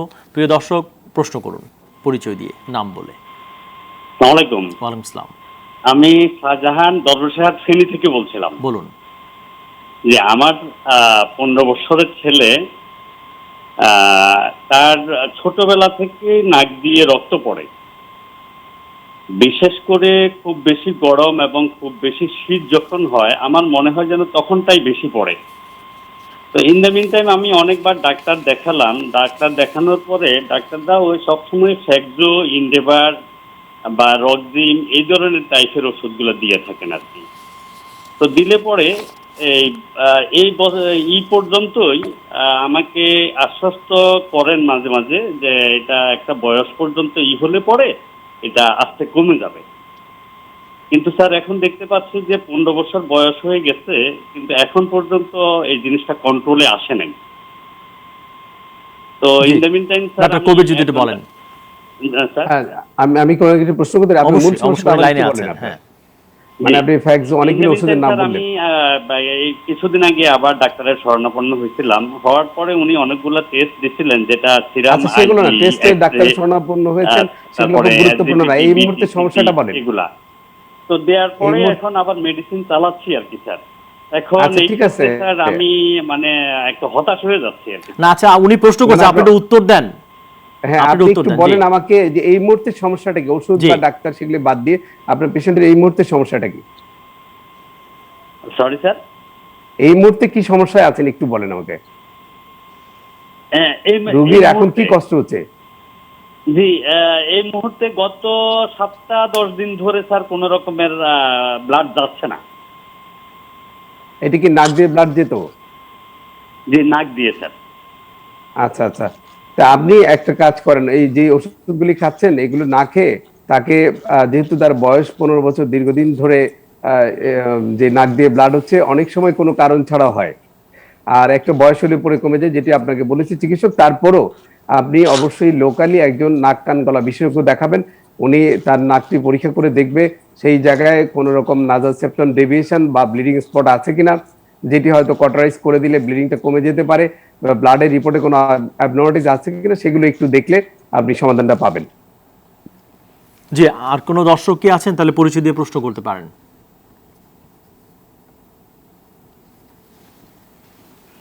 হ্যালো, জি বলুন। হ্যালো, আসসালামু আলাইকুম। হ্যাঁ শুনতে পাচ্ছি, বলুন। যে আমি গাইবান্ধাতে পলাশবাড়ি থেকে বলছিলাম। বলুন। জি জি, আমার সমস্যা হলো যে আমার ছেলের কিডনি ক্রিয়েটিনি জি জি 1.3 1.3, আর আমার হলো 1.1, আমার স্ত্রী 0.9। জি 0.9। এখন আমার ছেলের বয়স 15 বছর। এটা নিয়ে আমার একটু ভাববার বিষয়, আমি খুব চিন্তিত। জি ওকে, ডাক্তার মিজানুর রহমান যদি একটু বলেন, চাইলে আপনি প্রশ্ন করতে পারেন। আপনার ছেলের এমনি প্রস্রাবে কোনো সমস্যা আছে কিনা, তার প্রস্রাব করতে কোনো সমস্যা হয় কিনা?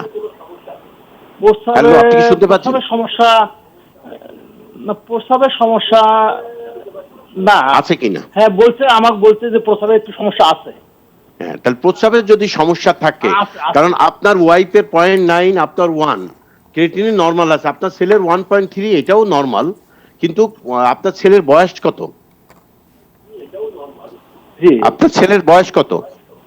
15 বছর। 15 বছর। 15 বছর। 15 বছরে 1.3 একটু বেশি।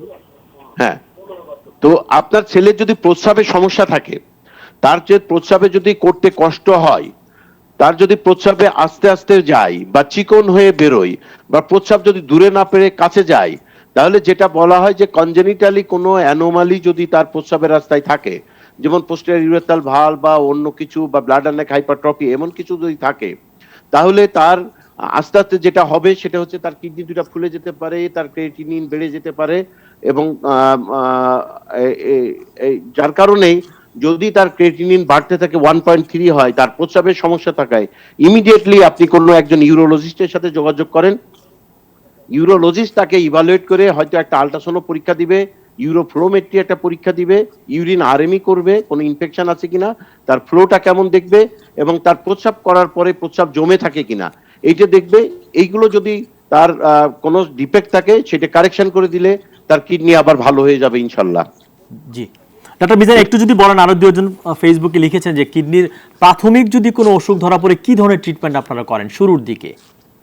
শুরুর দিকে আসলে কি ধরনের সমস্যা পড়ছে, তারপরে যেমন আমরা একটা কিডনির কতগুলো ডিজিজ আছে, যেটা হচ্ছে একটা মেডিক্যাল ডিজিজ, যেমন হচ্ছে যে ইন্ডোজিট যেটা বলছিলেন, যে হাইপারটেনশন বা ডায়াবেটিস থেকে যদি একটা কিডনি ফেলিওর হয়, তাহলে তার প্রাথমিক চিকিৎসা হচ্ছে তার control of diabetes and control of hypertension. আর আমরা একটা বলি অবস্ট্রাকটিভ ইউরোপ্যাথি।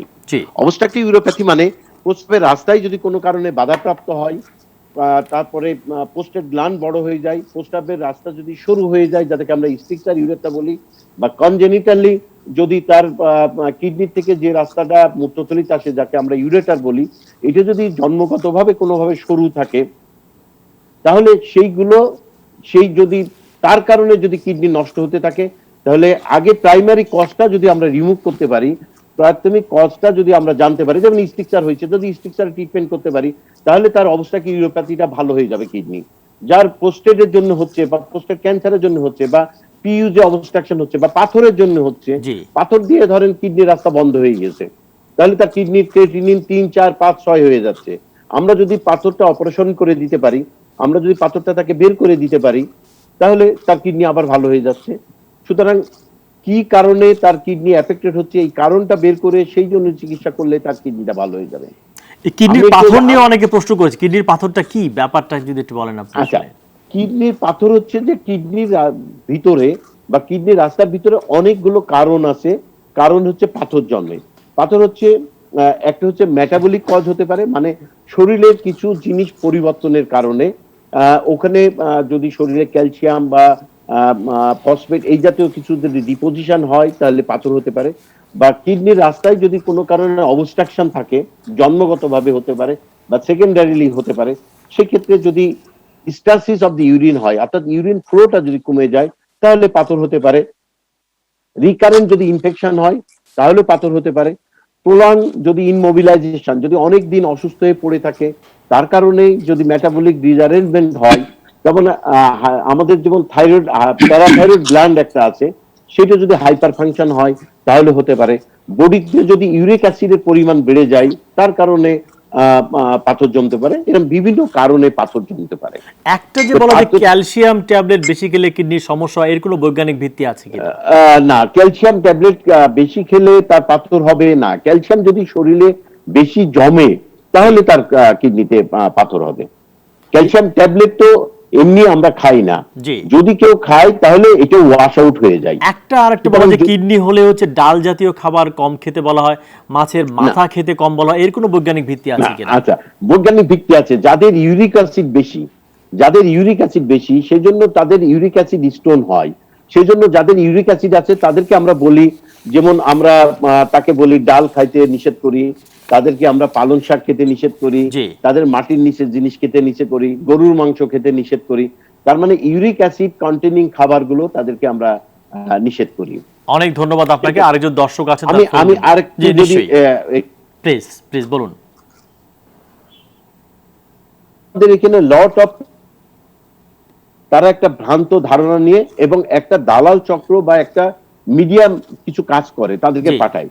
আমরা যদি প্রতিদিন আপনি বিভিন্ন কনসালটেন্ট চেম্বারে, আমি ওই আহমদুল কবির ভাই যান, ইন্দ্রজিতের কাছে যান বা আমার চেম্বারে যান, প্রতিদিন দেখবেন চেম্বারে 2-5 জন রুগী, এবং বা শরীফ ভাইয়ের কাছে যান, ওই ইন্ডিয়ান ফেরত। তারা হচ্ছে ইন্ডিয়ায় যে অর্ধেক চিকিৎসা নিয়ে আসতেছেন এবং তারা ম্যাল ট্রিটেড হচ্ছে অনেক জায়গায়, তারা কিন্তু প্রপার চিকিৎসা পাচ্ছে না, কিন্তু সত্যিটা কেউ তুলে ধরতেছে না। অনেক রুগী আমরা পাচ্ছি। আমি কিডনি হসপিটালে আমার আউটডোরে প্রতিদিন এই ইন্ডিয়ান ফেরত কিছু রুগী যারা অর্ধ চিকিৎসা বা অপচিকিৎসা নিয়ে আমাদের কাছে ফিরে এসছে, তাদেরকে আমরা চিকিৎসা করতেছি। এরকম প্রচুর যেমন যাচ্ছে, তেমন অনেক রুগী কিন্তু মানে একটা দালাল চক্র দ্বারা তারা প্রতারিত হচ্ছে আসলে। এক্স্যাক্টলি। জি, অনেক ধন্যবাদ। আরেকজন দর্শক আছেন, তার ফোন নিয়ে আমরা আলোচনায় ফিরবো। জি, হ্যালো। জি, আমি মমিনুল ইসলাম বলছিলাম ঠাকুরগাঁও থেকে। জি বলুন মমিন ভাই। জি, আমার ঘুমের সমস্যা হয়, আর ওই পায়ের ঝিঝি ধরে এবং অস্থির অস্থির লাগে। আমি চিটাগাঙ্গে প্রদীপ কুমার কায়স্থগী স্যারের নিউরো মেডিসিন ওষুধ খেয়েছিলাম। উনি ওই রেসলেস লেগ সিনড্রোমের ওষুধ দিয়েছিলেন এবং ক্লোনাজি পাম্পের ইপিক্লোন খেয়েছিলাম 7-8 মাস। জি, তারপরেও ভালো হয়নি। পরে আবার ঢাকায় কাজী দিন মোহাম্মদ স্যারের ওষুধ খাইছিলাম, উনি রিভোরটিল খাওয়াইছিল আর লেভোপা এই জাতীয় ওষুধ খাইছিলাম। জি, তারপরেও কাজ হয়নি। কোমরে একটু ব্যথা হয়। পরে আবার ইবনে সিনা দেখাইলাম আব্দুল হাই স্যারকে, উনি তখন ব্রেনের এমআরআই করলো, কোমরের এমআরআই করলো। এই কোমরের এমআরআইতে তখন ধরা পড়ছে যে কোমরে সমস্যা। পরে তখন আমি ল্যাবেডের আজহারুল হক স্যারকে দেখাইছিলাম, উনি তখন আমার ভিটামিন ডি 3 মাস খাওয়াইছে 15 দিন পর পর, 2 লাখ পাওয়ারের, আর সাথে প্রিলিকা দিয়েছিলেন, টেলাজিন, তারপরে এমিলিন এই ওষুধগুলো আমি খাইছি 4 মাস, তারপরে ক্যালসিয়াম খাইছি, পরে আবার ওগুলা বাদ দিয়ে ফ্লেক্সিব্যাক, জেলাজিন আর প্রিলিকা খেয়েছি। এখন উনি 6 মাস খাইতে বলছে। এখন আবার ইদানিং দেখতেছি 4.5 মাস খাওয়ার পরে একটু প্রেসারের সমস্যা হচ্ছে। প্রেসার একটু বাড়তি 86, উপরেরটা হয়তো 130, 32, 88, 90 এরকম করে হচ্ছে। আমি এখন ওষুধগুলা খাচ্ছি না। আর ঘুমের সমস্যা, আমার ঘুম হচ্ছে না, ঘুমের ট্যাবলেট আচ্ছা, আমরা যে অনেক ধরনের সমস্যা বলেছেন, একটু যদি ডাক্তার শরীফ বলা শুরু করেন। আমরা অনেক ধরনের সমস্যা বলেছেন, অনেক ডাক্তার তিনি দেখিয়েছেন। ওনার আসলে দুটি সমস্যা। প্রথম সমস্যা হচ্ছে যে উনি কোমরে যে রেস্টলেস লেগ সিনড্রোমের কথা বলেছিলেন, এটা আসলে রেস্টলেস লেগ সিনড্রোম না, এটা ওনার কোমরে মেরুদণ্ডে যে এমআরআই করেছিলেন সেখানে আমরা বলি নার্ভ যে বের হয়ে আসে, সেই নার্ভে চাপ পড়লে সেই ব্যথাটা পায়ের মধ্যে ঝিঝি করে, যেটাকে আমরা ডাক্তারি ভাষায় রেডিকুলোপ্যাথি বলি। এবং উনি আমার যা বললেন হিস্ট্রিতে, এমন কোনো ডাক্তার নেই যে বাংলাদেশে দেখাননি। মানে আমাদের শ্রদ্ধেয় শিক্ষক যারা দিনমোহন স্যার থেকে শুরু করে সবাইকেই দেখিয়েছেন, সব ধরনের ওষুধ ট্রাই করেছেন। একটি জিনিস ওনার বেশি দরকার, যে কোমরের জন্য বিশেষভাবে ওনার ওই লাইফস্টাইল মডিফিকেশন দরকার। উপর হয়ে না থাকা, ভারী জিনিস না তোলা, কোমরে চাপ না দেওয়া, এমনকি কোমরে বেল্ট ব্যবহার করে একটু ফিজিওথেরাপির পরামর্শ নেওয়া। ফিজিওথেরাপি নিলে ওনার ওই কোমরের চাপটা সরে গেলে পায়ের ঝিঝি কমে যাবে, তখন আর এত ওষুধ লাগবে না। এটি হচ্ছে একটি। আর দ্বিতীয়টি, উনি যেটি বললেন যে বর্তমানে প্রেশার বেড়ে যাচ্ছে, স্থানীয় যে কোনো মেডিসিন বিশেষজ্ঞের সঙ্গে উনি প্রেশারটা রেকর্ড করে, একটা নির্দিষ্ট মাত্রা আছে, ওই নির্দিষ্ট মাত্রার বেশি থাকলে ওনাকে আস্তে আস্তে ব্লাড প্রেশার মেশিন প্রয়োগ করে ওনার প্রেশারটাকে কন্ট্রোলে নিয়ে আসতে হবে। দুটোর কোনোটাই ওর জটিল সমস্যা না, ওনার মানে ভয় পাওয়ার কোনো কারণ নেই, উনি নিশ্চিন্তে আশ্বস্ত থাকতে পারেন। যে আর এত যে ডাক্তার চেঞ্জ করছেন, এই ব্যাপারে কোনো বক্তব্য আছে কি? এই ব্যাপারে ওনারা সবসময় খুব দ্রুত উন্নতি চান, খুব দ্রুত আমার রোগটি কেন উপশম হলো না, এবং অধৈর্য হয়ে একজন থেকে আরেকজনের কাছে যেতে থাকে।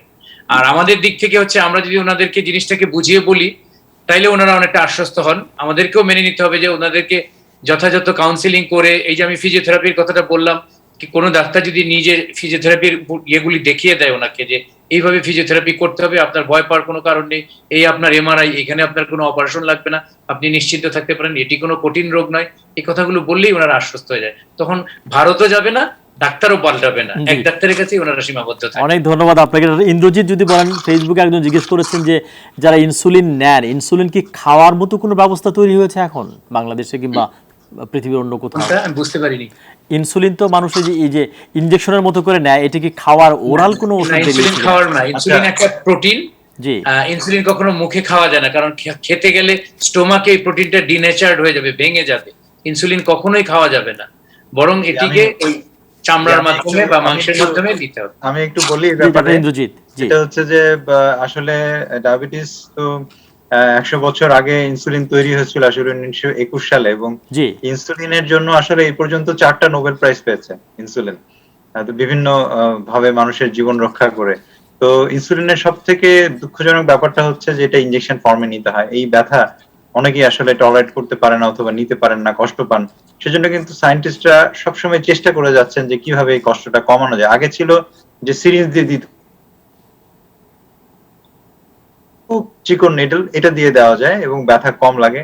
তারপরে হচ্ছে যে ইনসুলিন ব্যথা মুক্ত ভাবে দেওয়ার জন্য পদ্ধতি এসছে, যেটাকে আমরা বলি আইপোর্ট অ্যাডভান্স। এটা একটা স্টিকারের মতো লাগানো যায়, তার উপর দিয়ে ইনসুলিন দেওয়া যায়, ইনসুলিন বুঝতে পারবেন না কেমন। আরেকটা ব্যবস্থা এসছে যেটাকে বলে আমরা ইনসুলিন পাম্প। এটা আধুনিক চিকিৎসা ডায়াবেটিসের। সেই ইনসুলিন পাম্পটা পেজারের মতো একটা পকেটের মধ্যে রাখতে হয়, ওটার মধ্যে 300 ইউনিট ইনসুলিন ঢুকানো থাকে, কন্টিনিউয়াস যেতে থাকে, বারবার ওনাকে প্রিক করতে হয় না। এই ধরনের ডেভেলপমেন্ট হয়েছে। এখন যেটা সর্বাধুনিক যেটা হচ্ছে ইনসুলিন স্প্রে একটা এসছে, যেমন এটা এখনো বাংলাদেশে আসে নাই, এটা আমাদের ট্রেনিং হয়েছে এটার উপরে, আমেরিকাতে, সিঙ্গাপুর, অন্যান্য দেশে এটা এসছে। তো এটা আমরা ওদেরকে বলেছি যে বাংলাদেশে আনার, যদিও অনেক এক্সপেন্সিভ, তো আমরা বলেছি যে বাংলাদেশে এটা আনার জন্য নিশ্চয়ই আস্তে আস্তে দাম কমে আসবে। তো এটা একটা আশার কথা যে ব্যথা মুক্ত ভাবে ইনসুলিন নেওয়ার জন্য ইনসুলিন ইনহেলার ইনসুলিন, যেটা আমরা শ্বাসকষ্টের জন্য জি, অ্যাজমা রোগীরা যেভাবে নেয় সেরকম ডায়াবেটিসের জন্য, জি জি, সেটা অলরেডি বাজারে আছে। এটা বাংলাদেশে আমরা আনানোর চেষ্টা করছি খুব তাড়াতাড়ি, এবং সায়েন্টিস্টরা আরো চেষ্টা করছেন যে ইনসুলিনটাকে একটা প্যাকেজিং এর মতো করে, এটা শরীফ ভাই বলছিলেন যে ডাইজেস্ট হয়ে যাবে, যদি প্রোটিন সেইটাকে বাইপাস করার জন্য কিছু মেকানিজম করা হচ্ছে, এবং আমরা আশা করি যে এই যে 100 বছরের যে ডেভেলপমেন্ট, তার মধ্যে অনেক ডেভেলপমেন্ট হয়েছে। একবার ইনসুলিন দিলে অথবা একটা ইনজেকশন দিলে 5 দিন 7 দিন পর্যন্ত থাকে, এরকম আরো ডেভেলপমেন্ট হচ্ছে, এবং আমরা আশা করি অচিরেই আমরা সেরকম ইনসুলিনের ট্যাবলেট অথবা ক্যাপসুল দেখতে পাবো। অনেক ধন্যবাদ আপনাকে চমৎকার করে ব্যাখ্যা করার জন্য। আমরা শেষ পর্যায়ে আরেকটি ফোন নিয়ে আমরা আলোচনায় ফিরবো। প্রিয় দর্শক, কে বলছেন এবং কোত্থেকে বলছেন? আদাব, আমি সুমন শাহ, মিরপুর, ঢাকা থেকে বলছি। আদাব, বলুন। আমি ইন্দ্রজিৎ স্যারের কাছে একটা বিষয় তিনি শুনছেন। জি, সেটা হচ্ছে যে আমার ওয়াইফের প্রেগন্যান্সি ডায়াবেটিস ধরা পড়ে যখন সে প্রেগনেন্ট ছিল। তো তারপরে তার ডেলিভারি হয়ে যায়। তো আমার ছেলে হয়েছে এবং তার বয়স 1.5 বছর। তো ওই সময় আমি যে ডক্টরের পরামর্শ অনুযায়ী আমি ট্রিটমেন্ট নেই, তো উনি আমাকে পরামর্শ দেয় এবং ফাইনালি ভালো হয়। তো উনি ওই সময় বলেছিলেন যে এই ডায়াবেটিসগুলো সাধারণত কন্টিনিউ করে না, এবং আমার হিস্ট্রিতে আমার ফ্যামিলিতে কারো ডায়াবেটিস নেই। তো সেক্ষেত্রে কিন্তু পরে এসে দেখা গেল যে আমার ওয়াইফের ডায়াবেটিসটা এখনো কন্টিনিউ করছে, এবং মেনলি যেটা দেখা যাচ্ছে যে খালি পেটে তার ডায়াবেটিসটা একটু বেশি থাকছে, কিন্তু খাবার 2 ঘন্টা পরে ডায়াবেটিসটা একটু কম থাকছে।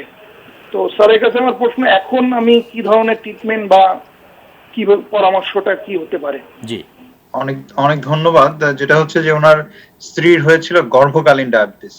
গর্ভকালীন ডায়াবেটিস যেটা হয় সেটা আসলে 1/3, মানে 10 জনের মধ্যে 3 জনের আসলে এমনি ভালো হয়ে যায়।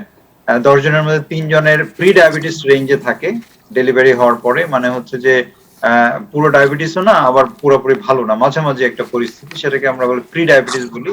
আবার 1/3 পেশেন্ট যেটা হচ্ছে যে তারা ফুল ব্লোন ডায়াবেটিস হয়ে যায়। এটাও ডিপেন্ড করে যে উনি ঠিক মতো হাঁটাহাঁটি করছেন কিনা, খাওয়া দাওয়া কন্ট্রোল করছেন, তার উপর ডিপেন্ড করে। তো ওনার স্ত্রী ডায়াবেটিস রয়ে গেছে, সেটা ওই যে রুল অফ 1/3, যে 33% যেটা রয়ে যায় সেটাই রয়ে গেছে, হয়তো ওনার ফ্যামিলির। অনেক ধন্যবাদ আপনাকে। আমরা একদম শেষ পর্যায়ে আমরা 10 সেকেন্ড করে সবার থেকে শুনবো। প্রথমে ডক্টর শরীফউদ্দিন খান, লাস্ট 10 সেকেন্ডে যদি আমাদের দর্শকদের উদ্দেশ্যে কিছু আপনি বলেন, এক বাক্যে যদি কোনো পরামর্শ থাকে।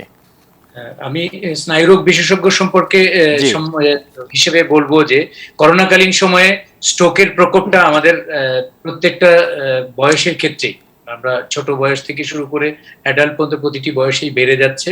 সতর্ক থাকার জন্য যে কোনো ধরনের নতুন করে কোনো নিউরোলজিক্যাল উপসর্গ আসা মাত্র নিজেরা কোনো চিকিৎসা না করে কাছাকাছি সরকারি হসপিটাল অথবা বিশেষজ্ঞ চিকিৎসকের পরামর্শ নেওয়া, যেন বিভ্রান্ত না হয়ে। অনেক ধন্যবাদ। Doctor Mizanur Rahman, last 10 second যদি বলেন, আনমিউট করে আপনাকে আনমিউট করতে হবে।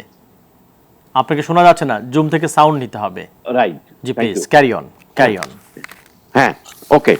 হ্যাঁ, আমি যেটা বলবো সেটা হচ্ছে যে কিডনি সংক্রান্ত কোনো কবিরাজি বা হোমিওপ্যাথিক ওষুধ খাবেন না, পরিমিত পানি খাবেন, প্রস্রাব আটকায় রাখবেন না, এবং ডায়াবেটিস এবং হাইপারটেনশন নিয়ন্ত্রণে রাখবেন, তাহলে আপনার কিডনি নিয়ে আপনি সুস্থ জীবন যাপন। অনেক ধন্যবাদ। Doctor Aruparatan Chowdhury, last 10 second.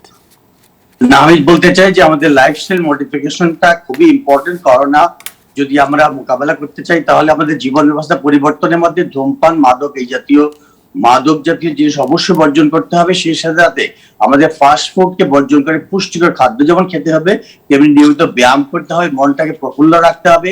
আমরা দুশ্চিন্তার মধ্যে থাকবো না, নিয়মিত গান শুনবো, মনটাকে প্রফুল্ল রাখবো এবং অনেকক্ষণ হাসবো, যাতে করে আমাদের মনটা। অনেক ধন্যবাদ আপনাদের সবাইকে কষ্ট করে আসবার জন্য, ধৈর্য সহকারে সবার উত্তর দেওয়ার জন্য। প্রিয় দর্শক, বিশেষ করোনা হেল্পলাইন আছে পর্যন্তই। অনুষ্ঠানটি পুনঃপ্রচার হবে সকাল 7:30 সবাই ভালো থাকুন, সুস্থ থাকুন, স্বাস্থ্যবিধি মেনে চলুন, এবং আমি যেভাবে মাস্ক ব্যবহার করি সবাই সেভাবে মাস্ক ব্যবহার করুন।